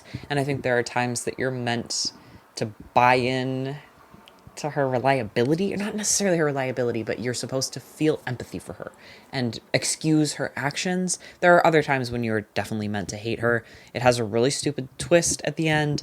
It has gay moms, but they're not gay in any meaningful sense. It's set up in the beginning like there's going to be something interesting there with the social aspect of being lesbian mothers to a son, and then that is never explored at all. It's like 3 throwaway sentences that you think it's going to end up diving into, and then it doesn't. And the boy isn't even creepy or weird. He just has really inadequate parents and probably like oppositional defiant disorder. Like, what fucking ever. I don't know. I thought it was dumb and it didn't live up to anything that it promised itself to be. Okay, Patricia Wants to Cuddle. This was a book club pick. It's either in either one of these. It's not as bad as Nobody Wants to Work These Days. I think it's forgettable. It's such a silly story, and I picked it because I wanted it to be silly and fun and also say things, and then it never said anything. It's about these women who are on like a Love Island or Bachelor, some sort of dating show, and a lot of them are gay. There's a lot of like lesbian stuff happening, and they're on like Lesbian Island in the Pacific Northwest. There's a lesbian island, and they're there, and then there's like a Sasquatch named Patricia, and all the people in the island are like part of this cohort who protect Patricia. It was supposed to be about media culture. It was supposed to be, I think, like a scathing takedown of American media culture, and it wasn't that. It also wasn't meaningfully gay in any way, though it sells itself as being very queer, has this very queer premise. It was a bit of fluff. It was a bit of fluff. There's like all the drama and intrigue of a dating show, and you get to see behind the scenes of it. It's got these alternating perspectives that kind of show you an interesting side to the dating show without really going in depth into anything ever. And I just wished that it had more. It wasn't a bad book. It could have been a great book. It could have been just like ridiculous, campy fun while also having something to say. And instead it was like a little silly, a little bit fun, and absolutely shallow. Nothing behind it. Not a great book club pick. Sorry. Next we have Fake Accounts by Lauren Euler. Zogwada. I hated this book. Nothing happens in it. And also it's so pretentious and annoyingly written, and it's trying to be insightful and like musing about internet culture and how it affects humans, and it does none of that. Just read No One Is Talking About This. It's supposed to be about a woman who breaks up with her boyfriend and then realizes that he has a whole bunch of like alt accounts, or maybe just one alt account where he is posting like maggot stuff. And then that's not even part of the book at all. It's not even about her discovering who her boyfriend really was or why he was doing this. That's just like what happens in the first couple of chapters, and then it meanders for, I want to say, 400 fucking pages. And not even in a good way. Nothing to say, doing nothing. It should never have existed. I hate this book. All right, Cassandra at the Wedding by Dorothy Baker, maybe? This, I kind of think everyone should just go read it. I remember really enjoying this. This is about, it's a bit of an older book. It's about two twin sisters, and the main character, she is alluded to being a lesbian. The newer contemporary marketing sells this as being a very queer story. It is clear that she's gay, but it's not about her being gay, and she never explicitly says it. Her sister is getting married, her twin sister is getting married, and she has big fucking feelings about this, and she's kind of losing it. She doesn't want her to get married to this man. It's about identity and the making of identity, especially when you're a twin. I thought it was great. It was easily readable despite being maybe from the 60s, maybe from the 80s, somewhere in the 20th century. The writing was decadent. It felt very deliberate, lots of themes to analyze and things to think about, and symbolically dense. I just think it was a really well-crafted piece of work, and you should go read it, and it's short. All right, Victorian Psycho by Virginia Fido. I'm making that up. Goes into, I want to say, okay, there's a subjective place this could go, and then there's an objective place this can go. And I think I'm going to put it in the objective place, even though this is my ranking, so I can put things wherever I want. I have a soft spot towards this book because I read it with my partner lying in a park. We were both reading, and it was the middle of summer, and it was just like a lovely time. And my partner was reading Billy Ray Belcourt book, A Minor Chorus, and having like an emotional journey with that while I'm reading this like absolutely ridiculous, really short little thriller. And so that makes me want to put it higher because I think of it fondly because of the situation in which I read most of it. But if I look at it objectively, it didn't really do much. This is like kind of, it's not really an American Psycho retelling, even though it obviously takes inspiration with the title. It's about this Victorian era governess who goes to work for this family, and she's like a crazed murderer, and she's trying to hide it. And there's a twist that I didn't expect, and it got to me, and I thought it was fun and silly and nothing more than that. I personally, subjectively, would put this in Gets the Job Done, even though I know it doesn't do that. I went into this wanting something quick, kind of ridiculous, and fun, and that was exactly what I got. But looking at it from a different perspective, I can understand that this had the potential to be much better than it ended up being, and its use of language was definitely a little bit weird. Also, the ending wasn't really like satisfying. It was kind of just this huge blown up gore fest that I didn't really care for. Politics, the Form of a Mortal Girl was forgettable because nothing fucking happens in it. Except it was also, nobody wants to work these days because it had the potential to be great. And it wasn't. And I think I'm going to leave it there. I think it pissed me off enough for me to put it there. Politics, the Form of a Mortal Girl is about a shapeshifter who can change genders at will. And then nothing happens in the book. I complained about this a lot in the video that I made about it. I found this to be such a drag. I thought the writing was good. Nothing happens in this story. Nothing happens in the story. The characters don't learn any lessons. And the author said, I didn't want to fall into the trope of my character learning a lesson or having a journey. I just wanted to write about my character. And it's like, okay, sure, but like that's not a full-length story. You can't make a full-length story out of that. Your book is boring. I was so bored by it. I think I was just expecting something very different from what I got. I didn't think that it was all that insightful, and then it also wasn't narratively interesting, and then it also didn't really do much with this inherently fascinating character that's at the center of it all. And also it didn't really say all that much about gender. Obviously there was a little bit of commentary about gender, but not really. Not fucking really. I don't know. I'd been anticipating reading it for a long time. I expected to like it a lot more, and I just thought it failed for me. It wasn't for me. After that, I read Manhunt. This is another one with an objective and subjective rating. I read it at the right time. Because I read it immediately after Politics, the Form of a Mortal Girl, and it is so absurdly fast-paced, like way too fast-paced. So much happens in this book, but that is exactly what you need when you read Politics, the Form of a Mortal Girl, because you were bored out of your fucking mind. I think it gets the job done. I'm not putting it one higher, though at the time I read it, I remember saying, like, I loved this book, even though I can see that it is very, very flawed. It entertained me exactly as much as I needed it to, and that is why I liked it, not necessarily because of the quality of its writing or storytelling or character building. Though I do think all of those have a pretty good quality in this book, there was something left to be desired here that just didn't impact me because of the context in which I read it. You know, we're all biased. This is a dystopian novel about a virus that feeds off of testosterone, and it follows trans women and also a trans man through the end of the world while they are fighting with and being hunted down by groups of TERFs who believe that they are going to become the monsters that all of the men in the world turned into. It's called Manhunt because the women hunt the men who have become monsters, and they eat their testicles to get enough estrogen to keep the virus from entering their body, which is also why that's the cover. I think it's one of the most visually striking, also like comedically perfect and dark covers of all time. I love this cover. I absolutely love this cover. That's why that's the cover. That isn't super central to the plot. It's like part of it in the beginning, and then more things happen. And I don't know, there is a lot of interesting character developments. They all have emotional journeys and arcs. I just personally, at the time I read this, I really enjoyed it. Though I understand other people's critiques of it, it worked for me. It just worked for me. Great interpersonal dynamics, like these betrayals that happen, betrayals of the self and also of others.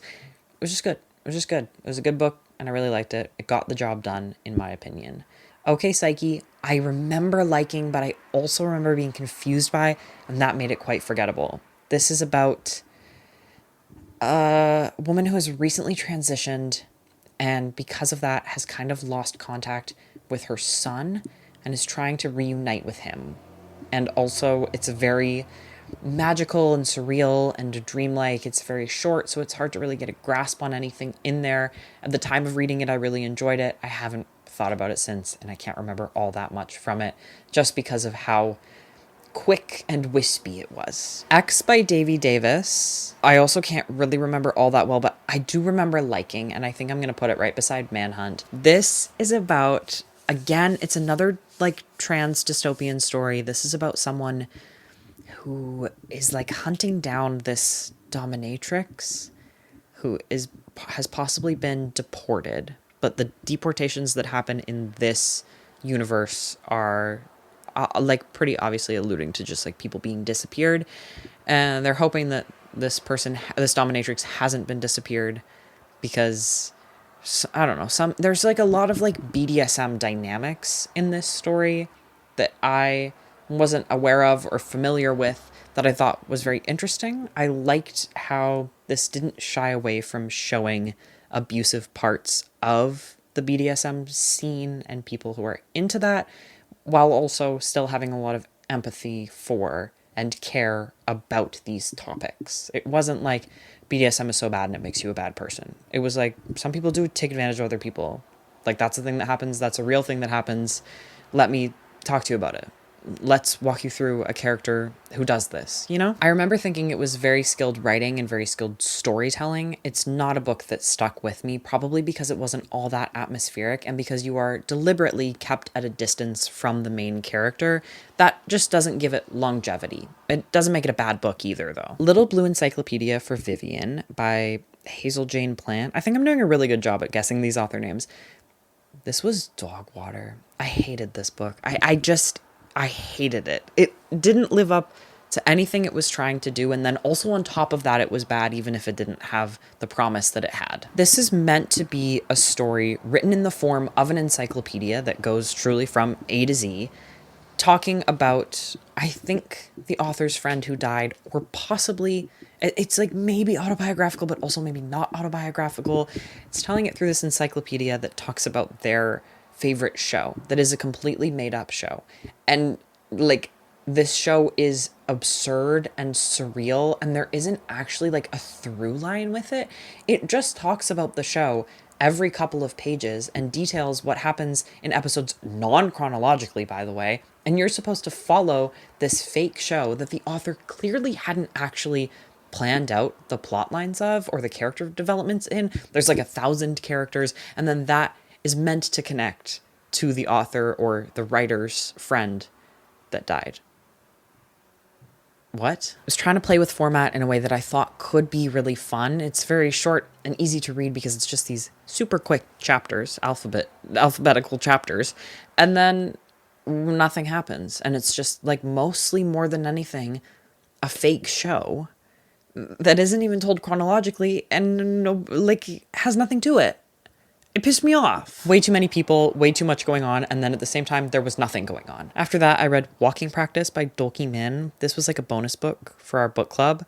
It got the job done. It might even be a little bit higher, but I don't think I loved it quite as much as some other people did. This is about an alien trying to be human while also feasting on humans, needing humans to survive. It's got a very distinct alien voice that I thought was really fun. I liked this alien being like a shapeshifter, like genderless, raceless being experiencing humans like social constructs. And then there's also art interspersed throughout it, and then these kind of tense scenes where the alien is feeding on people that it meets up with, ostensibly for sex, but really to end up eating. It was fun. It was a fun time. It was a really fun book and very easy to read. And it had a lot of things to say too. Mona is going into forgettable, and that, I will fully admit, is my fault.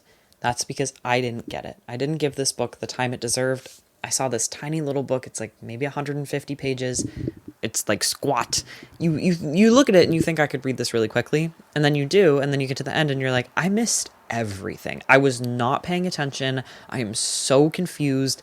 I went into this with the wrong expectations, and now I have no idea what's going on, and I'm kind of pissed off. But it was all my fault. I think this book had more to say than I got from it, and I'm sorry because of that. I don't know. If you've read it, it's very confusing. There's a lot going on and also nothing going on. It's about a woman who's going to like a writers or an artists conference, and she's reeling in the aftermath of an abusive relationship that she's like slowly recovering the memories of. Drive Your Plow Over the Bones of the Dead. I think everybody should read. I think there's a reason that it's so popular. It is a really good book. It's not a perfect book, but most people could find some enjoyment from this. It follows an older woman, and she is trying to solve a mystery. I don't want to spoil anything. I don't want to say anything. I feel like just the way I say things gives shit away, and I want you to go into it blind like I did. This woman is very reclusive and grumpy, and she far prefers animals over people, and she lets that be known to all of her neighbors who she doesn't want to interact with at all. And then they start turning up dead. And she wants to be part of the investigation. And she's also at the same time kind of developing a relationship with some of her neighbors that is blossoming into this sort of beautiful thing for this very isolated woman. This woman in self-imposed isolation. So there's like a really human aspect to this story of like this human connection, and then it's also a little mystery thriller at the same time. I think it's fun. I think that the reveal was over-explained. And that's all I'm saying. I don't want to give it away. Okay, after that I read Tear by Erica McKean. I never decided which was the right one. Water. I hated this book. The potential was there, and it just failed at every step. What was it about? So Tear is about this young woman. She's like college aged, and she is locked in her basement room, and no one will let her out, even though she can hear her roommates upstairs, and she has no idea what's going on. She didn't even know her basement door had a lock on it, and she slowly withers away in this bedroom as her childhood memories are like coming up in her mind, and we're getting this very long and detailed history of her, I think, abusive family, or maybe specifically abusive father, or also maybe absent father. I don't remember. I read too many books this year. This is like, if you didn't read 127 books this year, you should be thanking your lucky stars, because you probably remember them way more than I do. Also, at the same time, though, I couldn't name one thing that happened to me in the month of May, so this could just be a me problem. I thought the writing in this book was extraordinarily distractingly clunky. It felt to me like it was trying to prove itself as Canadian by painstakingly detailing the streets that she was walking down, the parts of Ontario specifically that she was in, and it did nothing for me as a Canadian, not someone from Ontario. God. Don't get me wrong. I just thought so much time was wasted on unimportant details when there were really significant things happening. Like, it was just trying to pad itself out, and it's not even a very long book. So much of it is filler. I wanted it to be way better than it was, and it failed so spectacularly. It's going all the way to the bottom. I'm more than disappointed in this book. I'm angry at it. The same can be said for The Most by Jessica Anthony. This wants you to think that it is about a woman, like a 1950s housewife, who gets into her apartment complex's pool and won't come out. And it's not about that at all. It's about these two really annoying people in a marriage, and like, it's an infidelity story, but without any depth or character development or connection that you feel to these characters. And like, sure, she's in the pool, but that's not really even part of it. And she's in the pool for like 8 hours. Like, okay, but like, honestly, big deal. Like, big whoop. I wanted even like a little bit of horror with her being in the pool. I wanted her spiraling. I wanted her going crazy. Like, it's a housewife who refuses to get out of the pool. I wanted some exploration of what it means to be a 1950s housewife and how that breaks a woman. And I got none of it. I got a marriage story, and not even an interesting one at that. I could not recommend this less. It's nothing that it wants you to think it is. It's going off of trends in publishing. It's marketing itself as something totally different than what it ends up being, and it pissed me off. Hum by Helen Phillips. This was one of my audiobook listens, and that means I don't remember anything about it. I think it was pretty good, but I mean, as an audiobook, it was forgettable. I'm going to keep having to say that. Hum is speculative fiction, science fiction, set in a world where there are these little like alien creatures going around, and they, I don't know, advertise to you and ask you if you want things. I think the audiobook performance was pretty good. I can remember how the narrator delivered the lines of these little like, they're almost like personal assistant robots. It's almost like an Alexa or a Google. It follows this woman navigating this world with her 2 young children. Do I remember the major plot points? Like, no. They go on vacation somewhere to this place that's like trying to be what forests were like before robots took over the world. It's not robots taking over the world, though. That is a bad faith interpretation of it. It's more humans and advertisers and companies that are using robots to take over humans and to make more money off of them and to surveil them. There is like an interesting balance where the robots are kind of like these cute little things, and in the audiobook they have these cute little voices, but they're also very sinister at the same time, but also so normalized. I don't know. I'd be interested in revisiting this one, probably physically, to see if it was any good. I really liked The Need by Helen Phillips. I thought it had similar themes and a similar writing style that I appreciated. I can't do audiobooks very well. not in a reviewer capacity. The Seas by Samantha Hunt, I thought it got the job done. This was another book club pick. It was just good. It's like a coming of age story about a girl who thinks she's a mermaid and her dad died and she's in love with this army vet and he doesn't really fuck with her. What I thought about The Seas was that it's very thematically and symbolically dense. There's a lot to talk about. It's very deliberate. There's a lot of very purposeful imagery in this book, and it is a good piece of literature, and I didn't really enjoy reading it all that much. I can't remember if I found it slow or lacking in tension.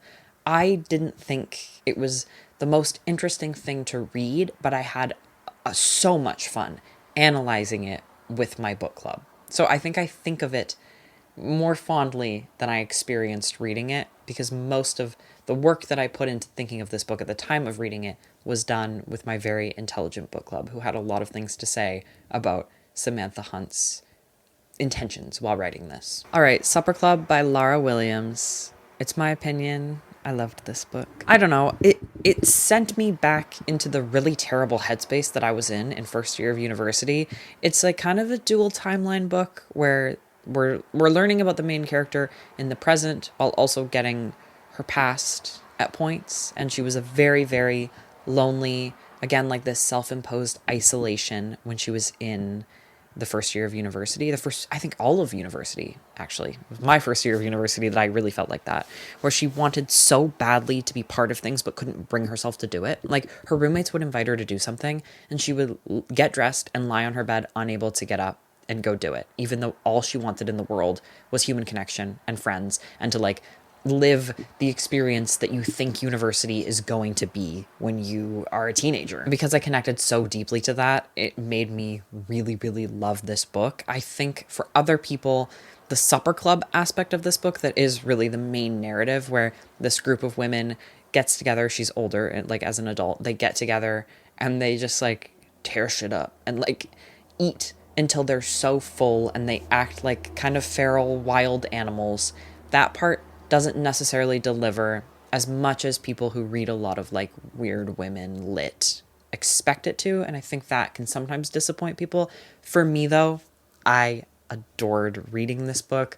I was so deeply uncomfortable while reading it, and I think a book that can make you feel like that is always going to stick with you, and this did. All of the characters were very, very interesting to me. I think it holds back in telling you about the women in the periphery of this supper club. It's mostly about the main character and her best friend who start it. It gives you just enough information about the other women to like them and care about them and understand the dynamics within this group, while not overloading you with so many different characters going on. I remember it being really well written and really empathetic, and I think I'd like to revisit it one day, many years from now, to see how I feel about it then. All right, next is Clean, and I think it's kind of funny if I put it in Nobody Wants to Work These Days just because of the subject matter of it. This is about a house cleaner, and she is kind of like wanting to revolt against the people that she works for, the rich people that she works for. She's a house cleaner, and then she's like kind of made into the nanny and forced to raise their child. It's all very unfair working conditions, exactly what you'd expect with this huge class divide. It's told as the house cleaner relaying her version of events to the police after the child of this family has died. So there is a mystery aspect to it. You want to know what's happening, what happened to the child, what got her arrested. And I don't think that is concluded in a satisfying way. And I also don't think that the commentary in this book, even the class commentary, has all that much depth. Not as much as I was looking for. I did think it was okay. I just wanted it to be a lot better. I might move it up. I'm not going to move it up. I'm sorry. I'm sticking with it. It's high up in this category, but there was so much potential for this book to talk about things with depth and intention, and it just never really did. And also, the voice didn't work for me. It did not work for me to have this woman. It's this one-sided conversation between the woman and the police. So you never hear the police's side. It's just her speaking to them, and she's often making assumptions about what they think. But because she's speaking to them, it's like kind of second person, and you're in the role of the police. And so she's speaking to you as if you, the reader, are making these assumptions and you're like, I never would have thought that. Like, I don't think that at all. And I know that kind of makes me sound like the people who are like, I can't read first person because when it says I'm like, I wouldn't do that. But that's not really what I'm saying. Though it kind of is. I can't really walk my way back from that. There is something about being put in this role through the narrative and having assumptions made and being in the role of the person who has assumptions made about them that kind of puts a bad taste in your mouth while you're reading. Because it isn't her being like, you're thinking this because you're the police and this is how police think. It's her being like, you're thinking this because this is what a person would think if they were hearing my story. Nothing really to do with the police most of the time. And often what she's saying is not something anybody would think hearing her story. And then it's like kind of being put on you because of the point of view of the book. And I didn't love that. And I also thought it got super fucking repetitive. It needed to remind you over and over again. This is her sitting in a holding cell or in an interrogation room or wherever she is talking to the police. Frankenstein in Baghdad, I loved. It's my opinion. I fucking loved this book. I will say there's a caveat. It doesn't treat women super well. All of the women in this story are kind of either like sexless old hags or hot pieces of ass. And I don't love that. But I think everything else about the story manages to kind of overshadow the inherent misogyny. There are a lot of characters in this story. Very few of them are women.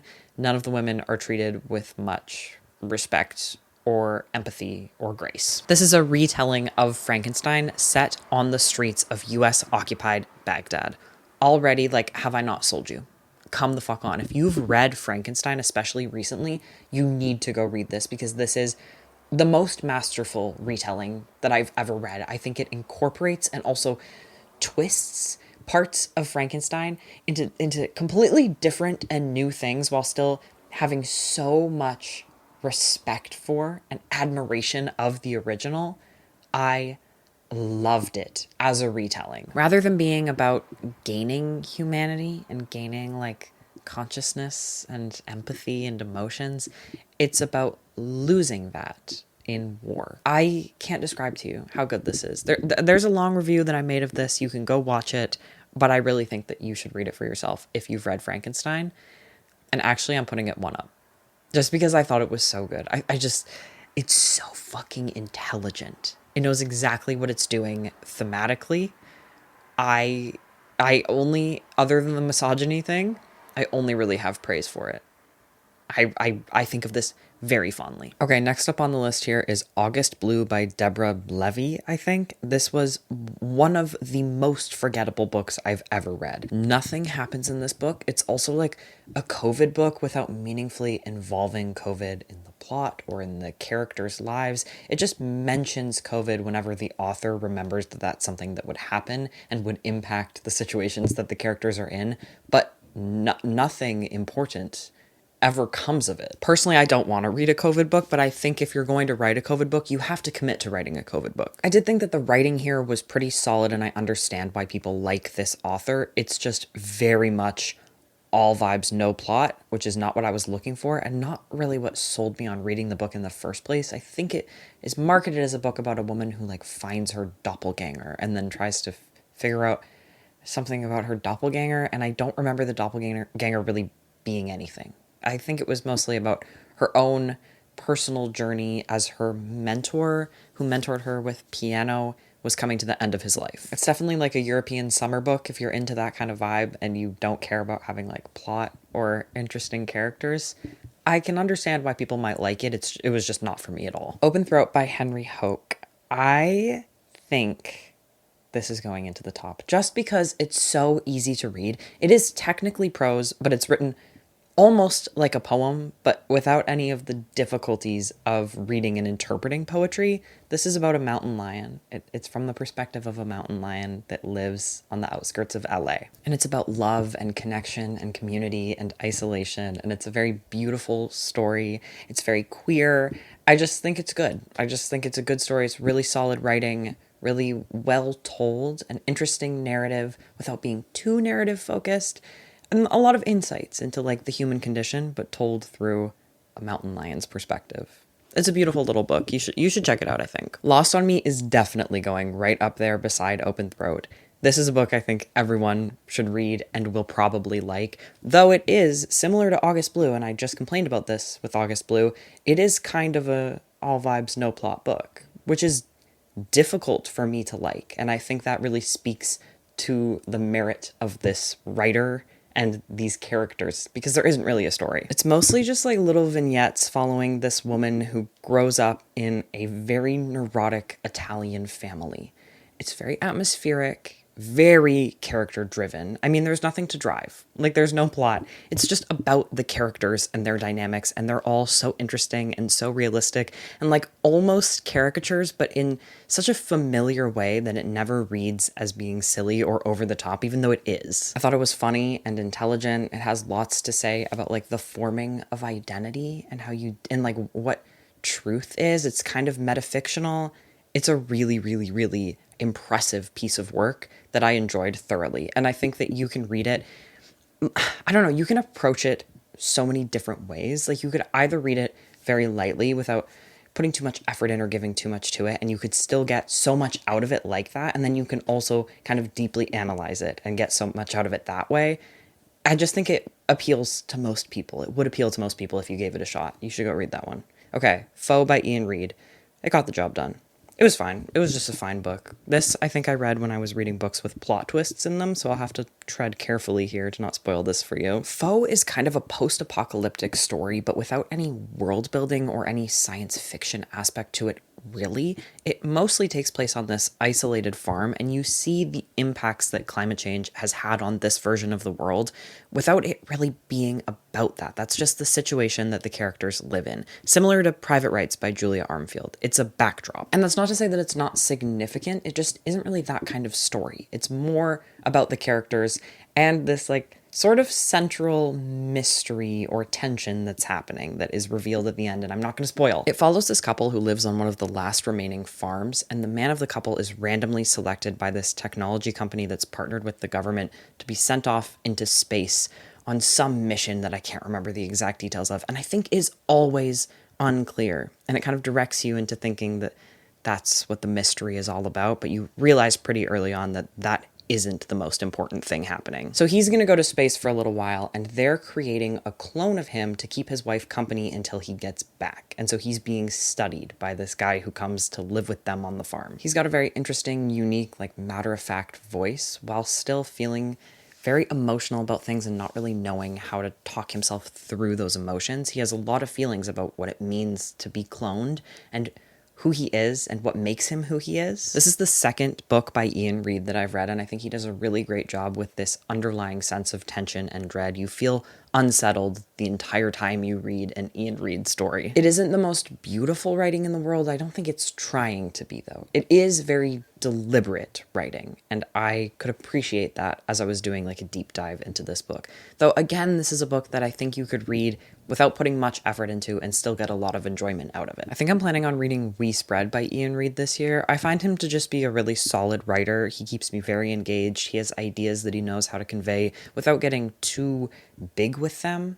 He never writes outside of his own scope. He knows very well what he's capable of, and he's capable of a lot. Like, I'm not trying to say anything bad with that. Anyway, next book on here, My Murder by Katie Williams. Dogwater. I fucking hated this book. This was from the same video where I was reading books and trying to guess the plot twists. This had a really bad plot twist. It was so terrible. This is also about cloning. Weirdly enough, I didn't know that. I didn't know I had picked two cloning books when I started this video. This is about a woman, and she's part of a group of women who are all brought back to life after being murdered so that they can try and track down a serial killer in their area. And they're all part of this group. And, it's kind of a murder mystery. I'm not going to say anything more. I feel like I'm making faces that are going to give it away. It was awful. It was so bad. It was really poorly written. It had the worst, cringiest sense of humor. No narrative, no through line. It seems like it's going to be about postpartum depression or psychosis, and then it's not. Like, it kind of just drops that and then picks it back up near the end, but then not even really. It has nothing to say. It's not doing anything. It was horrible. If you want a hate read and you want to be so pissed off by the reveal at the end of a book, this is for you. Okay, Hunchback. I loved this book. I'm putting it at the very top, even though I know I shouldn't. I just want you to give it a shot. It's an extraordinarily erotic book, so I know this truly isn't for most people, and I'm not treating the categories of my own creation with any amount of respect, but I want everyone to read this book. It's a really short little novella. It's about a disabled woman, and she's living in a care home, and she's like writing erotica, and then all this stuff happens with one of the men who works at the care home, and also she owns the care home. So there's this like crazy layered power dynamic between the two of them.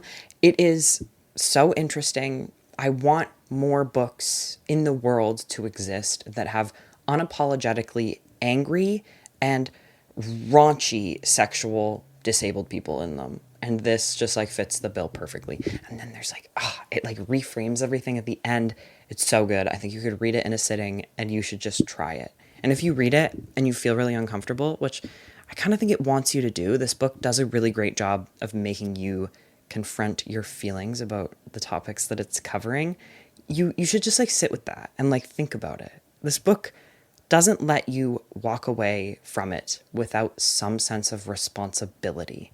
And I think that's really hard to do. And I was so impressed with how effectively it does it. All right, The Lamb. I'm going to be really unfair with this one. Again, I'm just doing whatever I want. I've created these categories and I'm not following them. The Lamb was dog water. I hated this book. This should go one up because what it really was a great premise that it didn't deliver on, but it pissed me off so much that I can't put it anywhere other than the bottom. The Lamb follows this young character who is living with her mom, who's a cannibal. They're both cannibals. They're like isolated, I think, in the I don't know, forests of the UK. I have no idea where it's set. I think it was very, very British, though. I remember that clearly. Said absolutely not neutrally. Said with as much negativity as I can muster. Arguably, this is about abuse and how it manifests in parent-child relationships, and yet it's not really about that. It's more that the depiction of that is more a spectacle than anything else. My major issue with this book was the writing. I thought that it was so unbelievably pretentiously written.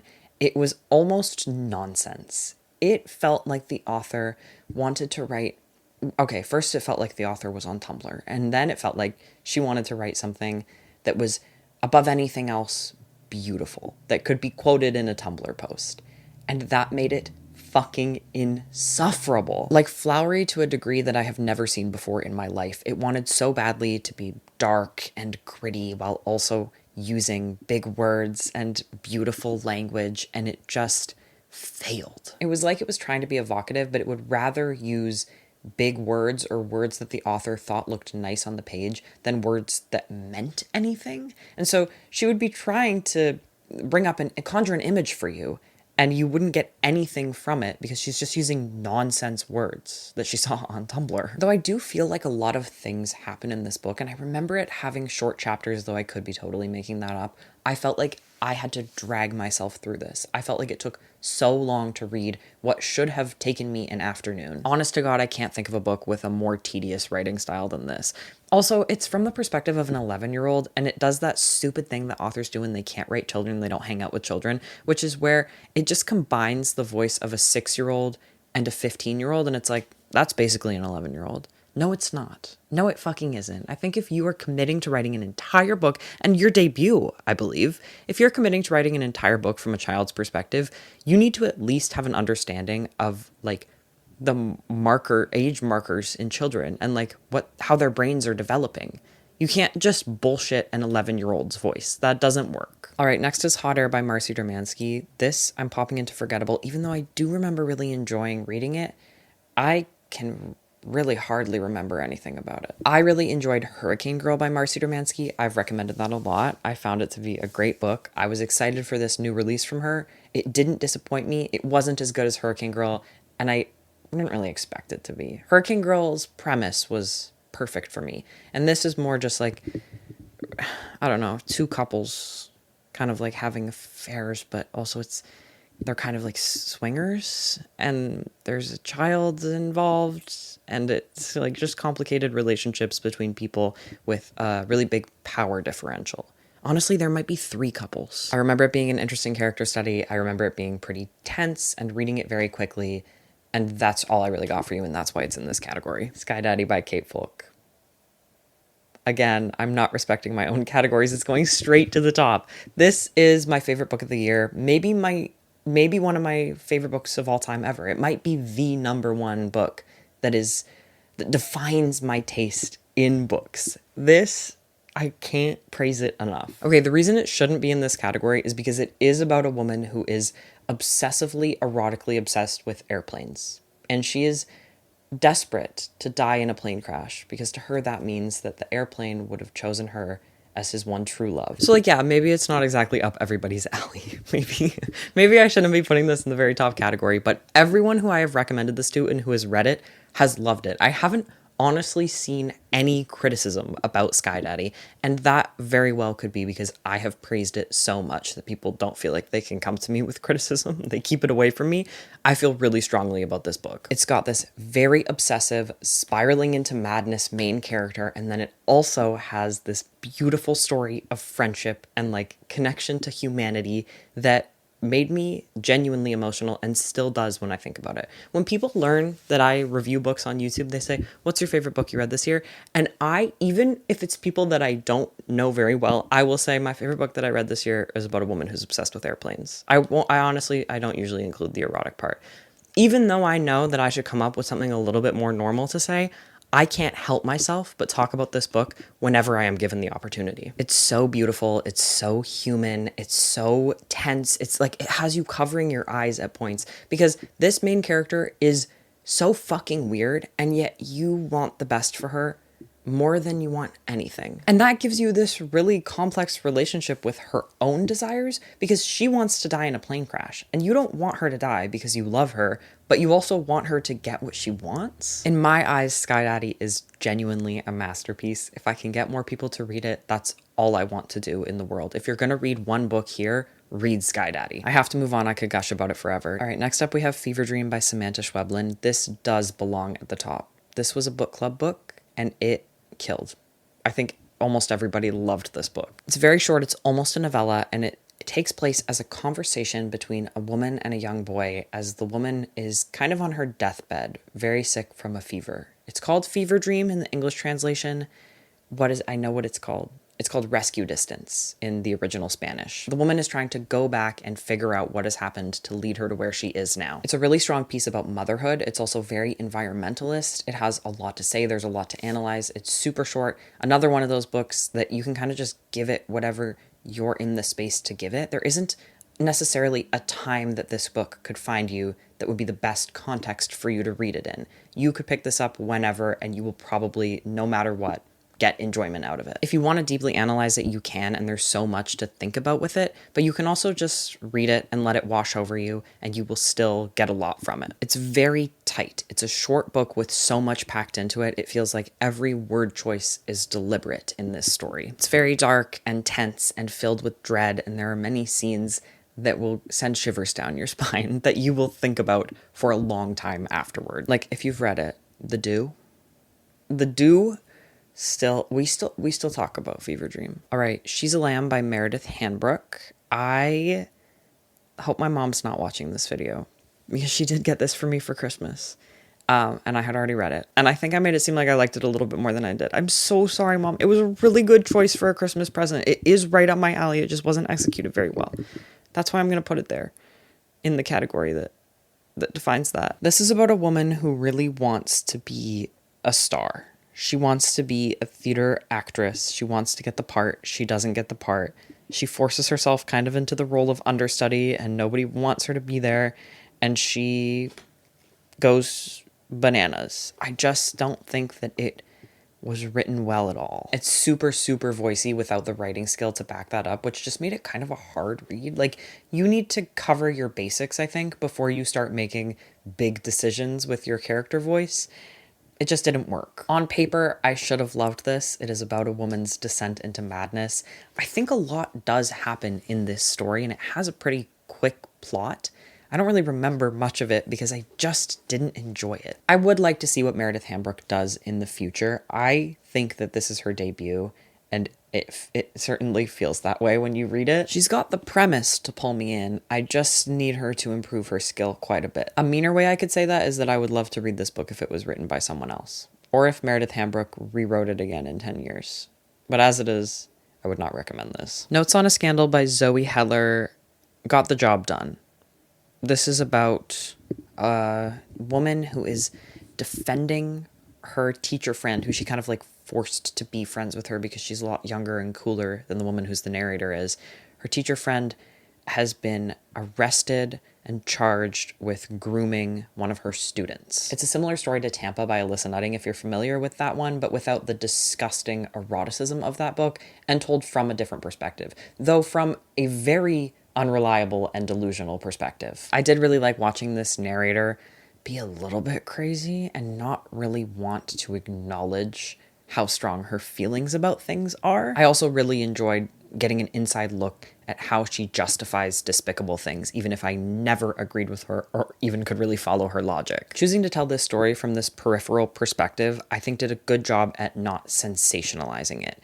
Though this is a little bit older, and some of the things that it has to say about women who prey on boys are certainly a bit out of date. Not that I remember it having anything like horrific or offensive to say, just that we're a little past that now. You know, it's like baby's first introduction to pedophilia kind of thing. Okay, next we have The Collector by John Fowles. This got the job done as well. This just worked. It also was boring though. I remember that pretty vividly now that I've thought about it for more than 1 second. This is like one of the first like foundational stories of a man who kidnaps a woman and tries to convince her that the two of them are in a relationship. While it is very tired and very predictable, it doesn't necessarily feel that way because you are more seeing it as a source for all of the stuff that is now tired and predictable. And you're really seeing how little things have changed since I think the 1960s when this was published and now. Like I talked about Perfect Days earlier, this is like, it has the exact same fucking plot beats as Perfect Days. Or as like You, or something like that. Obviously it's dark, it's tense, it's got this narrator with a really messed up way of seeing the world that is really interesting to follow, but it's also very slow narratively, like plot-wise. After that we have My Nemesis by Charmaine Craig. This is forgettable. Couldn't tell you one thing about it. A woman is maybe like has an affair partner or is like obsessed with like her mentor, and then his wife. No, that's a spoiler. I'm gonna leave it there. I don't know. I can't remember what happened to My Nemesis. It's written in a really, really pretentious way, but in a way that was meant to be pretentious. Like I think they're Kafka scholars or like Kant scholars or I don't know, something. And they're really Camus. I think it's Camus. I got there with the noises. I'm there. I think that's what it's about. So yeah, they're meant to be pretentious. I got nothing else for you. Next is Sisters by Daisy Johnson Zwoguara. Sorry, it's got a twist in it that I'm not going to spoil for you, but that is one of the worst twists that you can do to your readers and ruined what I was really enjoying. A book that I was really going to like. It's about these twin sisters. I'm still so mad thinking about it. It's about these twin sisters, and they have this really intense relationship where one of them is really overbearing, and the narrator is the other one. And then it just throws it all away. And then it just ruins everything that you thought you had. And like, it's well written. I don't know why she chose to do that. I'm so mad. It could have been done in so many different ways. I have to move on. I'm gonna start punching. Okay, Shred Sisters. This one was also dog water. I hated this book. Not only was it boring, this is another book about sisters. Not only was it boring, it also in the end had the message of like, if you are a really troubled person with drug addiction issues and you are a woman and you get pregnant and have a baby, you will be fixed. Everything will be fine. No matter how much your family and you have attempted to heal and to help yourself and to get better, the only thing that could possibly ever do it would be if you had a baby. Okay. I could kill you. Even though I ended up hating Sisters, I read this directly after Sisters, and I much preferred the dynamic between the two sisters. How many times can I say this word sisters? Between the two of them in that book. This one felt really just underdeveloped. And also, it follows the younger sister with a very difficult older sister, and the older sister moves out and disappears like 30 pages into the book, and then it's not really about her until the end. was stupid. It was just stupid. It has nothing to it. I hated it. Dwogi. Okay, Pretty Things. This is another book about sisters. Can you tell what this video was about? I remember this getting the job done, and I also remember nothing else about it, so maybe it should go one more down. No, I'm going to put it here. I think it was a good book. Very French. Translated from French. Very French. You could feel the Frenchness of this book. This is kind of a Talented Mr. Ripley situation again, where something happens to one of the twins and then the other twin lives her life. It was definitely the best of the three, but because I didn't have strong feelings about it, I don't really remember where it ends up going. Okay, I'm kind of remembering. Am I remembering? This book, again, has a lot to say about identity. It also has a lot to say about femininity, because the surviving sister has to take on this very, hyper femme role that her dead sister had. And it's very uncomfortable for her. And I think it is very insightful about that. She's almost performing in drag in a way. I say almost, but that's actually exactly what she's doing, and the book knows how to talk about it in a really interesting way. All right, if you're part of my book club, I know damn well that you recognize the next book here. This is The Simple Art of Killing a Woman by Patricia Malo. It is, I think, probably on average, the worst book every single person who read it in the book club has ever read. Doesn't even belong in dog water. I cannot emphasize to you enough how unbelievably offensive this book is. This book is supposed to be about femicide in Brazil. It's about, I think, white woman who goes to an indigenous community. She's like a lawyer. She goes to an indigenous community to oversee some trials, some femicide trials. And it is super racist, super anti-indigenous, incredibly, it's almost patriarchal in a way. It has very clear, turf ideology. It's got this bioessentialism that is inherent through the whole thing. That's essentially men will kill women because of the murder gene that they have stored in their balls. And also, it's especially indigenous men that do that because, they haven't been taught by me, the white woman, how to properly treat indigenous women. And sure, maybe part of it's colonization, but it's the murder gene that all men have, and especially indigenous men have. Holy shit. And this is sold as some feminist piece of literature.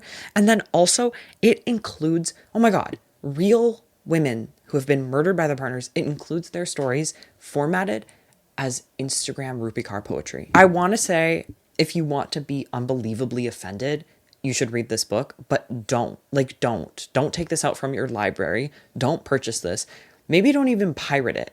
Leave this shit alone to die. It is so fucking bad. For a book that wants to be about empowering women through the femicide crisis, it's sexist. It's really sexist. And also, I am going to spoil this for you. Also, the end of the book, she goes back to her life in the big city, just abandons this town while making no progress whatsoever, and she dances with her friends in the club to Paul McCartney.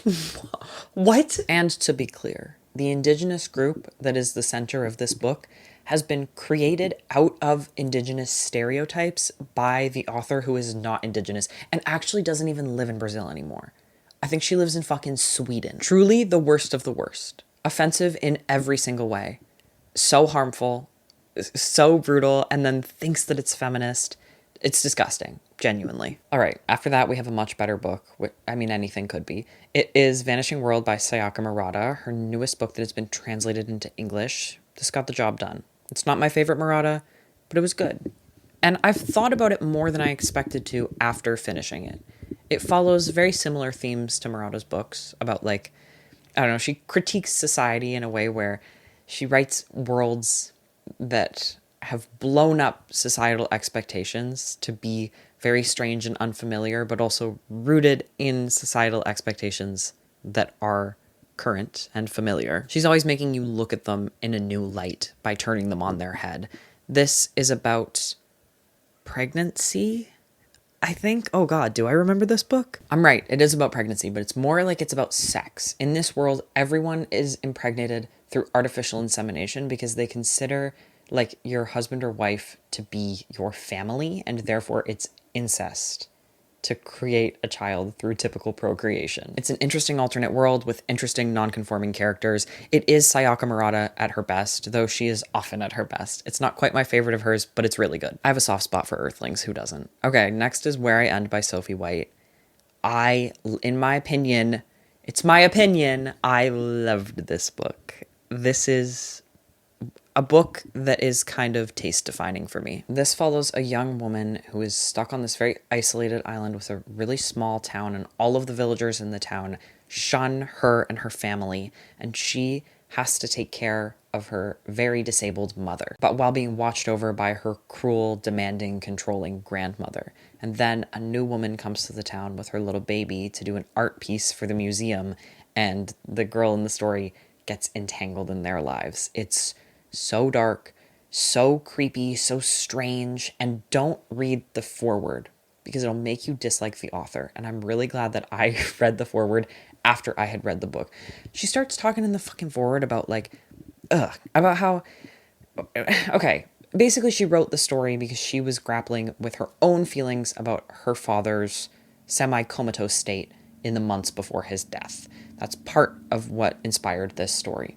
And she says, my father was a vegetable. And she's like, I know that's not a nice term, but there's no other way to say it. And if I use nice terms, then I'm not really conveying the depth of the horror that he experienced.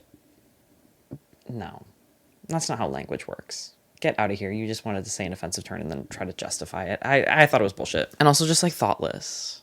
I don't know. And then it started making me question her depiction of the mother in the story, who is certainly horrific by virtue of her disability. There's a familial history that you and the main character are both discovering through the story that's very dark, and then there's the current day narrative that's happening that is incredibly tense because of how obsessive she gets over this family that she's trying to weasel her way into. I got a lot of enjoyment out of it. I thought it was really good. I found it very hard to put down. There were so many moments in it that made me gasp. I was struggling to read this because I was holding my breath the entire time. After that, we have The Dream Hotel. I didn't think this worked. It's about like an alternate world where it sounds so good. It's like speculative fiction about this alternate world where they surveil your dreams and then can decide things about you and imprison you based off of the risk factor. So the main character here has been detained at an airport because they have decided that she's at risk of murdering her husband. And she's like, what the like, I was never going to murder my husband. Like, yeah, sometimes I'm mad at him, but like, what are you talking about? I can't even remember having dreams about that. And then mostly it's kind of just like about the horrible bureaucracy that happens in a place like this where her stay is just indefinitely added on to. There's definitely a really strong sense of injustice in this story that makes it very frustrating to read in a way that the author wants you to feel.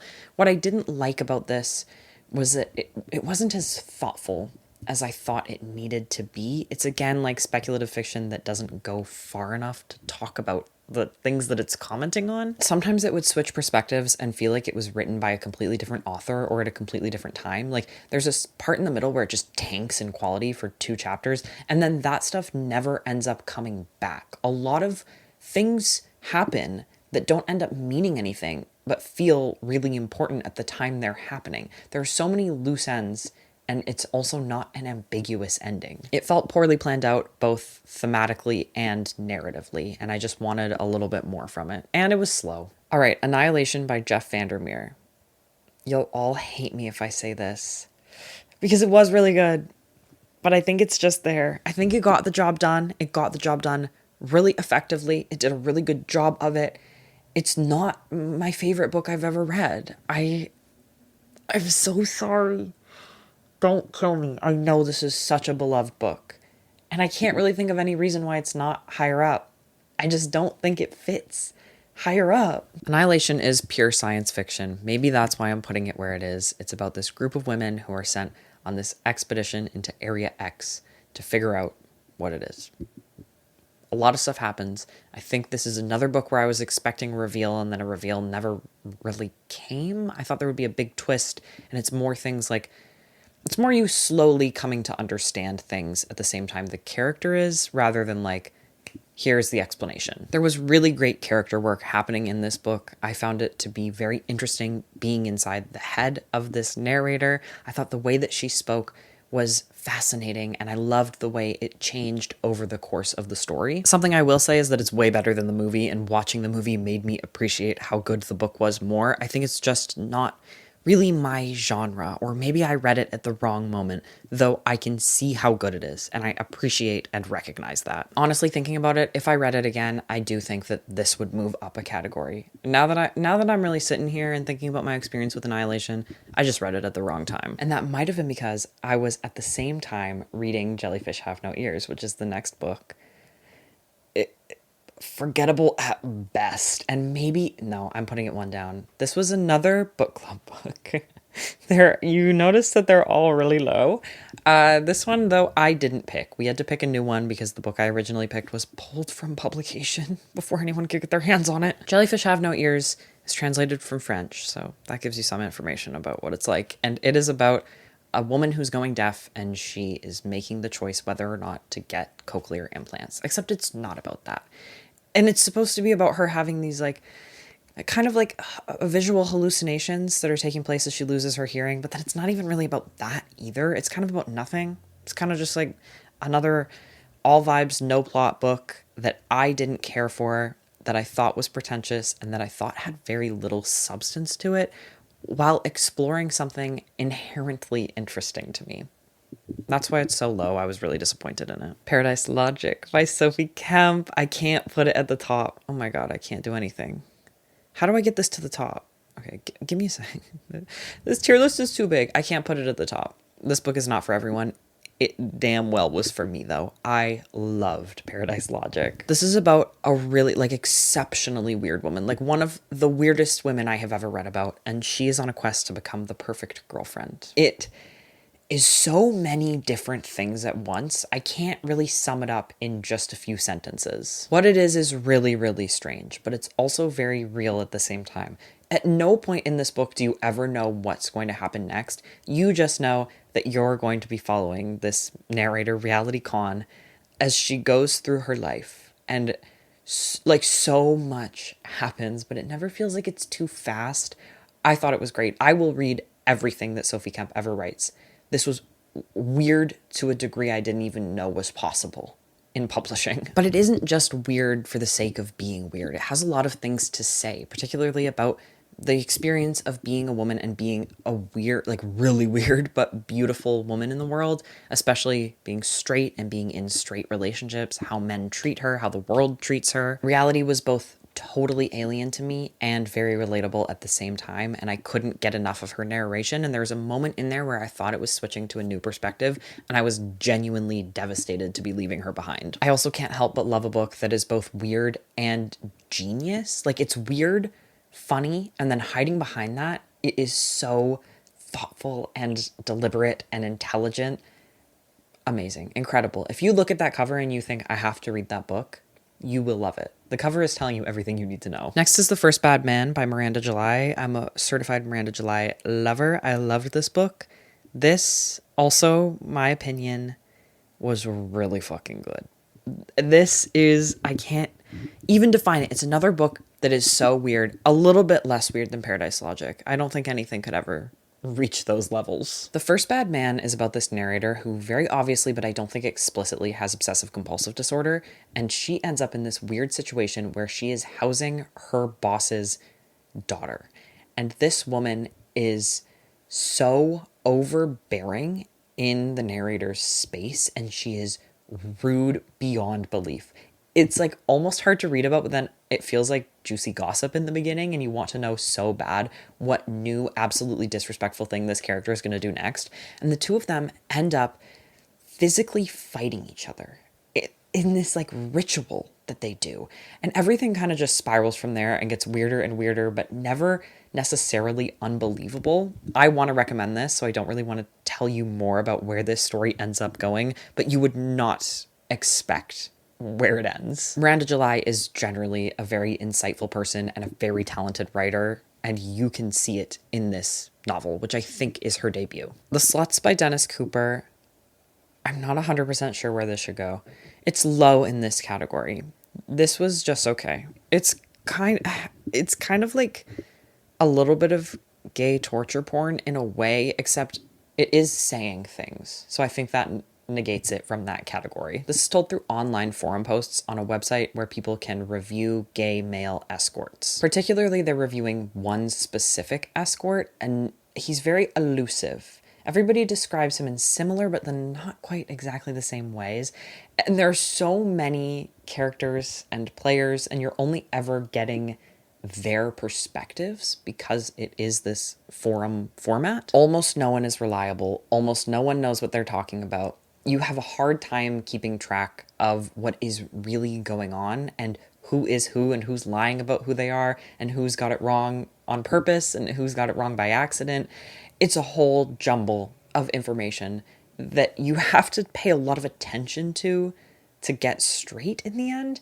And then if you do end up having to pay this much attention, you're also having to pay attention to absolutely horrifically gruesome torture scenes as well. I do feel like I learned things from this book, and it does somehow manage to be atmospheric. I learned a lot of things about the interplay between kink, violence, and the AIDS epidemic that I thought was fascinating, and I don't think could have really been told through a different medium, though this is gratuitously violent for sure. Scrap by Callahankel, another book club pick. Where do you think this is going to end up? Nobody wants to fucking work these days. It's almost dog water, and maybe it should be dog water, but the premise was there, and that's why I picked it for the fucking book club. This follows a woman, and she is hired to create a scrapbook of the past, 50 years of this couple's life. And then the woman who hired her ends up dead. And it's like this whole mystery. And it makes you think in the summary that she's going to go through all this information that she has and all this physical data that she has to create the scrapbook to figure out what happened to the woman. And then it's not about that at all. And it doesn't do anything with format either. You'd think there would be little notes or even this corny little fake handwriting thing that some books do. It doesn't even try to do that. Why did you make a book about scrapbooking if you don't care about scrapbooking? If you don't care about properly portraying it or even cornily portraying it in your book? Pissed me off. The ending of this is so crazy, truly unlike anything else. Holy fucking shit. And also the author doesn't know how to use punctuation, at all. She uses commas where she shouldn't. She uses semicolons where she shouldn't. She uses periods where she shouldn't. It's egregious. It's also another book club pick that ends up being offensive in a lot of ways. It has a really weirdly offensive portrayal of lesbians, even though it was written by a lesbian and the main character is a lesbian.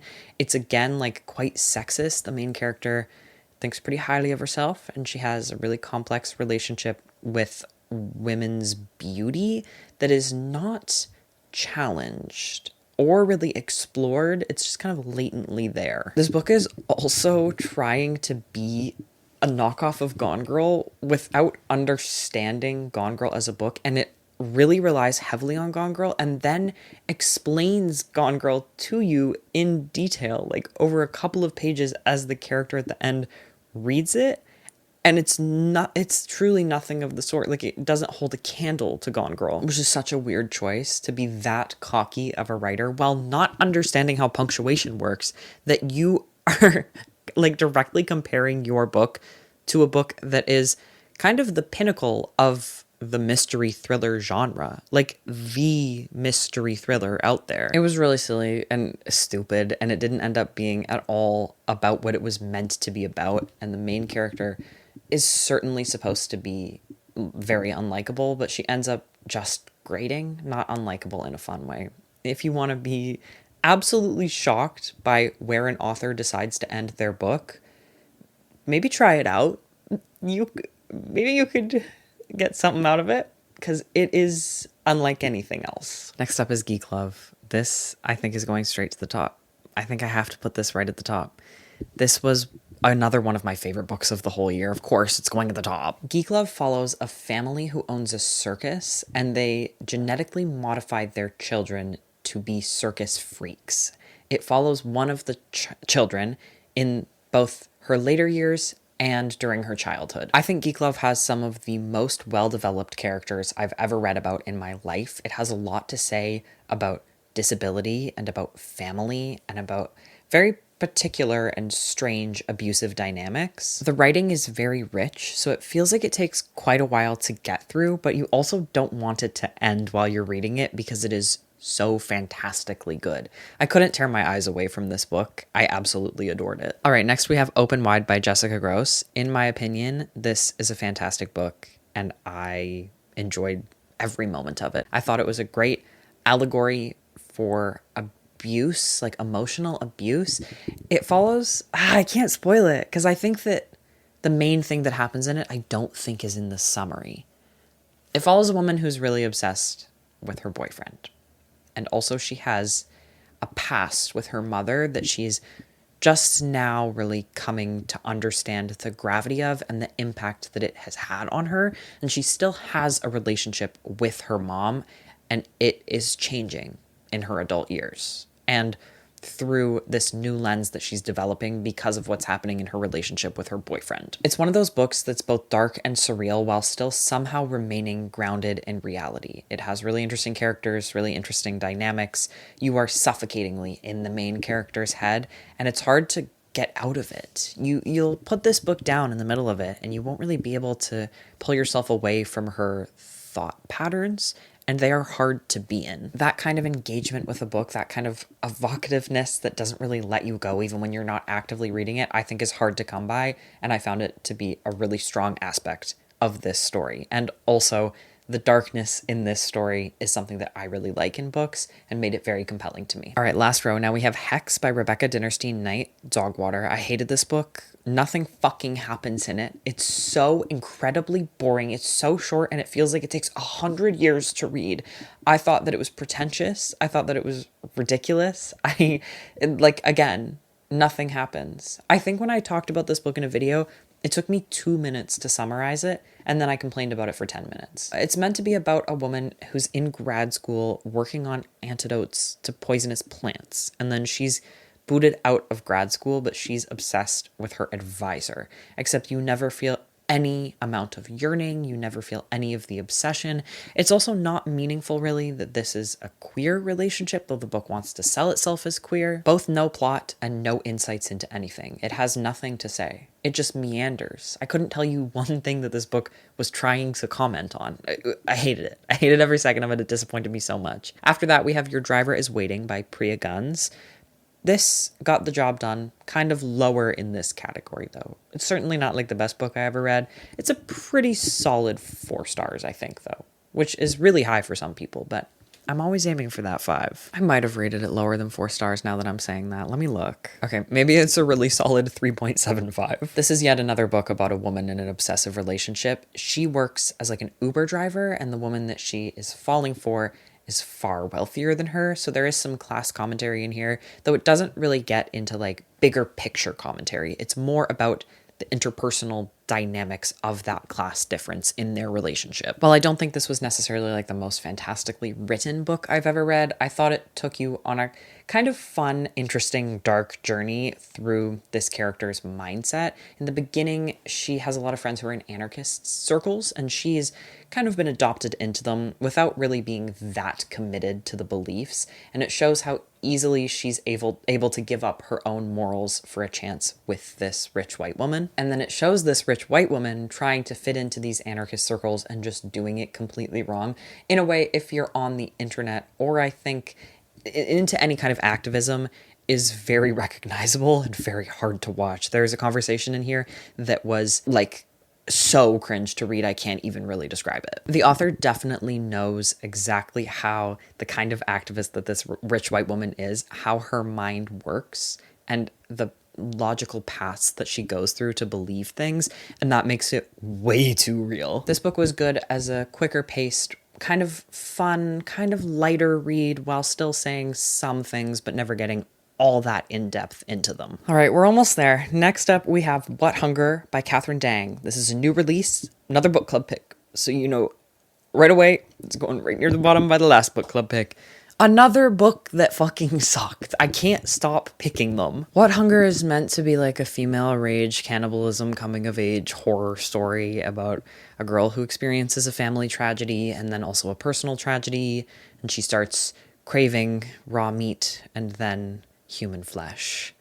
It sets itself up to comment on and explore a lot of things that it just didn't have the capacity to go in depth about.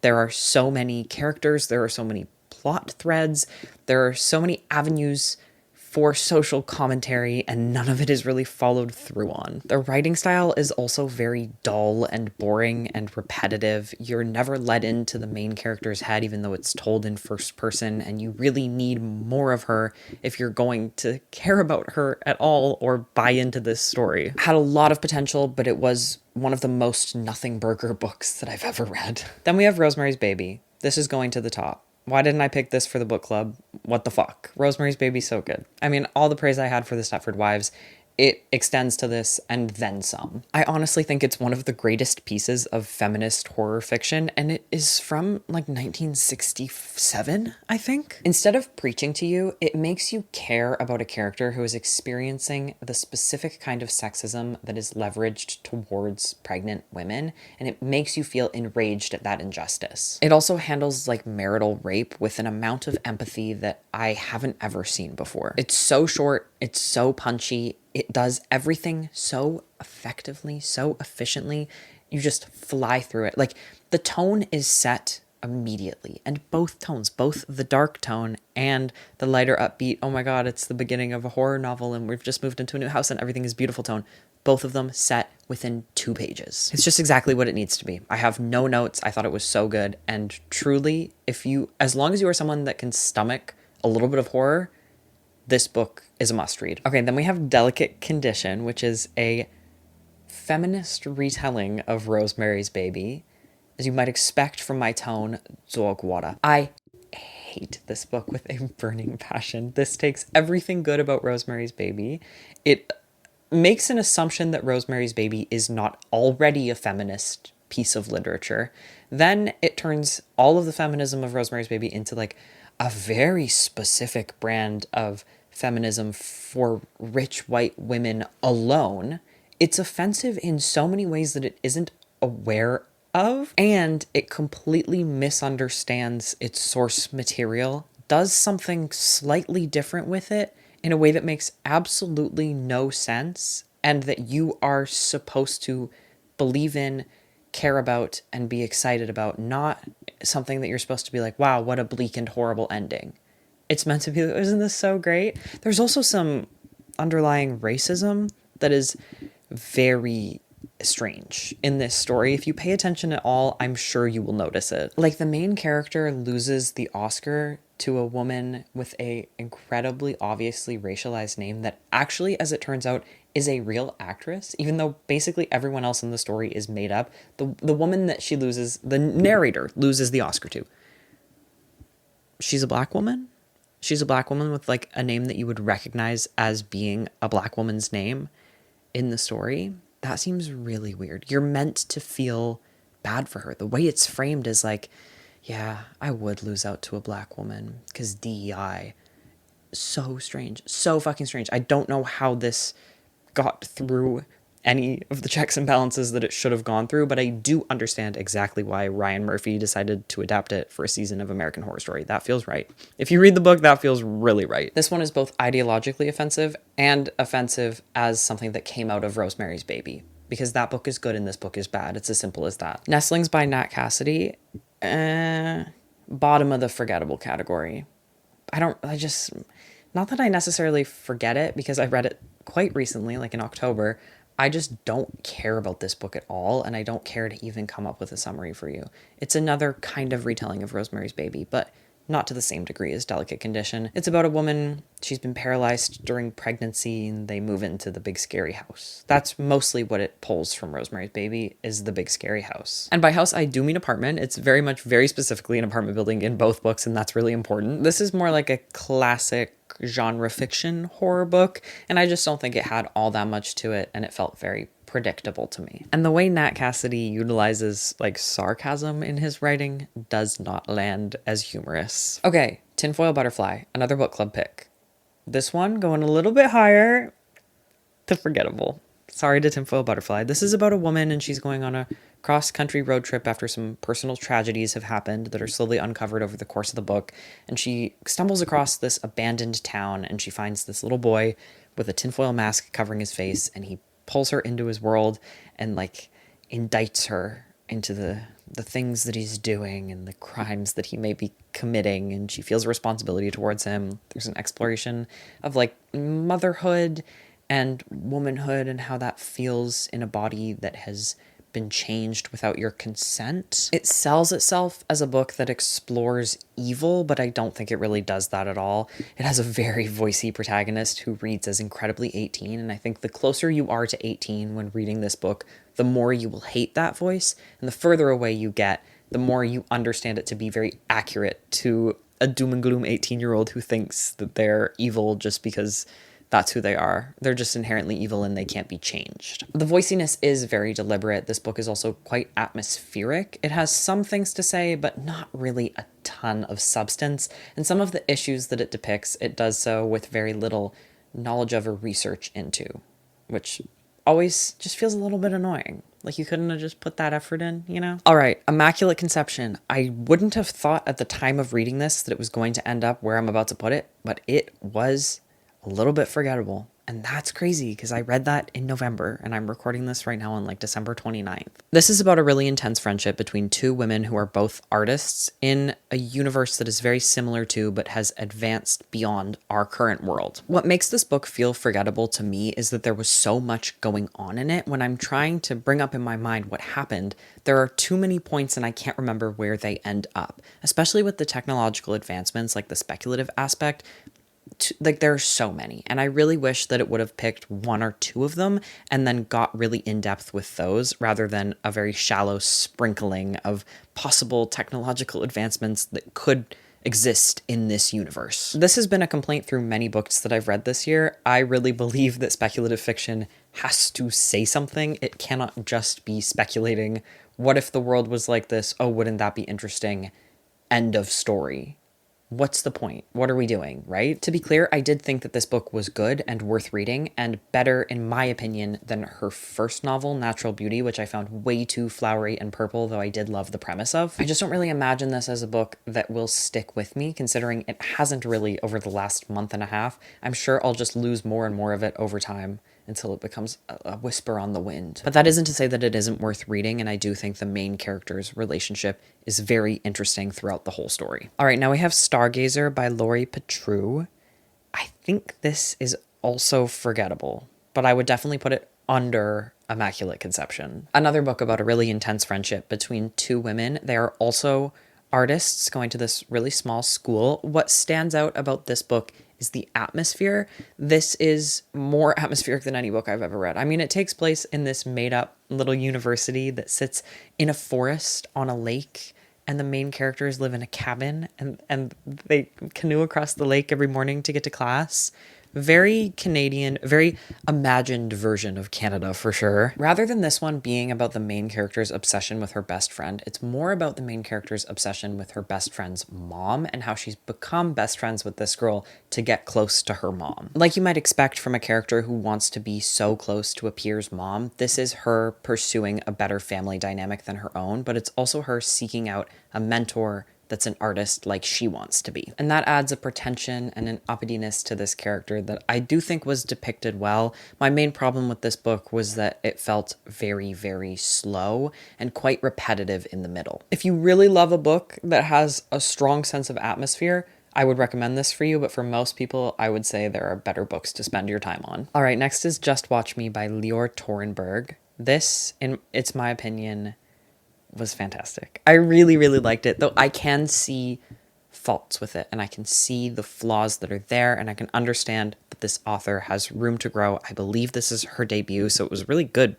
all things considered. This is about a young woman doing a streamathon to raise money for her younger sister who is in a coma and who she and her mom believe will wake up as long as they can pay for her to remain on life support. I think it really captures the debasement and the desperation that comes with streaming your life 24/7 to try to pay both your bills and your sister's hospital bills, thinking that it's the only way that she could possibly survive. It reveals over the course of the book what happened to the sister and the narrator's involvement with it, and also what has made her the way that she is, because she is, as many of these characters are, spiraling into madness. And the streamathon is just pushing that faster. This cured a reading slump that I didn't even know I was entering. I picked it up and I was just flying through it like nothing I had read in probably months. I personally loved it. It had everything that I wanted in a book. It's not out yet. I think it comes out early next year, and you should keep your eye out for it. Also, it's the most beautiful book I've ever seen in my life. Hello. This is gorgeous. This cover is fucking gorgeous. All right, after that, I read Hard Copy. This is about a woman who's in love with her office printer. This, I think it got the job done.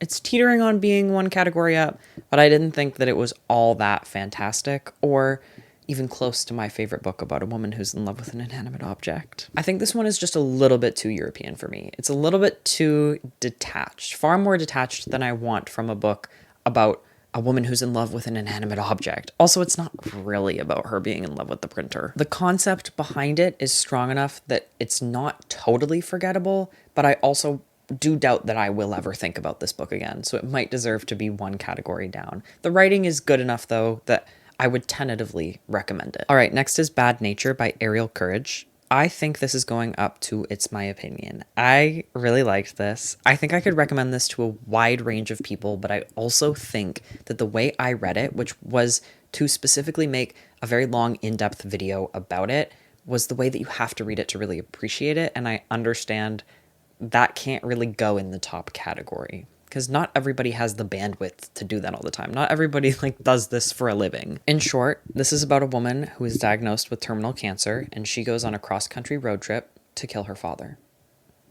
Do you not want to go pick it up? This had a fascinating and extremely unlikable character who goes on a believable and satisfying, but never betraying of who she is, journey. It had a lot to say without preaching to you. Sometimes you had to really work to peel back the layers and understand what it was getting at, but I think that made it a very rewarding read. This is a very character-focused story, and it worked for me because you could feel that the author had a really deep understanding of each and every character in it. I think if you're willing to put in some effort while reading this book, you will definitely like it. If you're not, it's not like you're gonna miss out on everything. You just might feel that it's a little bit slow. And even if you don't enjoy it, you will find things to think about with it, and that makes me want to recommend it. Okay, we are just about done here. Restoration. This was the last book club pick of the year. I'm putting this, It's My Opinion. I wish I could recommend it to everyone.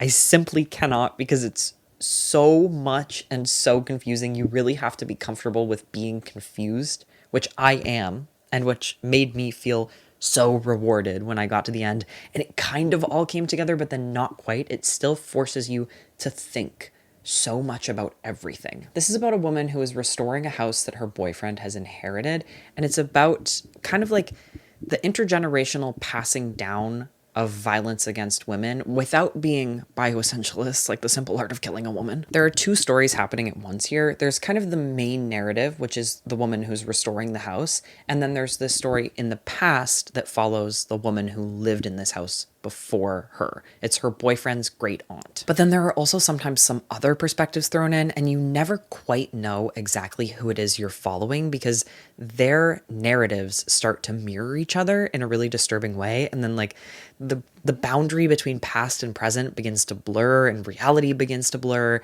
It's very, very strange. Like I said, it's also very confusing, and it just worked for me perfectly. A very dark story with a bleak ending that I really appreciated and I think is so ripe for rereading. You could reread this probably 6 times and get a totally different reading of it every time. Okay, the final book I read this year is Rejection by Tony Tulatamudi, and that is going into It's My Opinion, though I want to put it at the top so bad. I cannot in good faith recommend this book to everyone, mostly because of the specific niche of internet knowledge that you need to have to appreciate it, and also because of the insanely, overly, excessively sexual chapter in the middle that is maybe my favorite chapter, the chapter that I think about the most, but also that not everyone would appreciate. This is a collection of interconnected short stories that follow people who cannot deal with rejection, and it's all different kinds of rejection that they face. I believe that Tony Tulatamudi is the master of the short story. These are so effective while conveying to you what most people would need a full-length novel to do. Every single one of them is beautifully, skillfully written. It's searingly insightful and so intelligent and thoughtful with everything that it's saying, and it's also very dark throughout the whole thing. This is the most difficult to read book I've ever read. It is nauseating how uncomfortable these characters and the situations that they end up in will make you. I implore you to read this, even if you think you're someone who doesn't like short stories. If there was a book that could change your mind, it's this one. It was both a fantastic and horrific note to end the year on. I don't think I'm gonna read for the next couple of days. I want Rejection to sit with me for a while, and I want it to be my final read of 2025. That is it from me. That's all of it. Here it is in full. I'm done. This took way too long. Thank you for being here with me this year. Bye.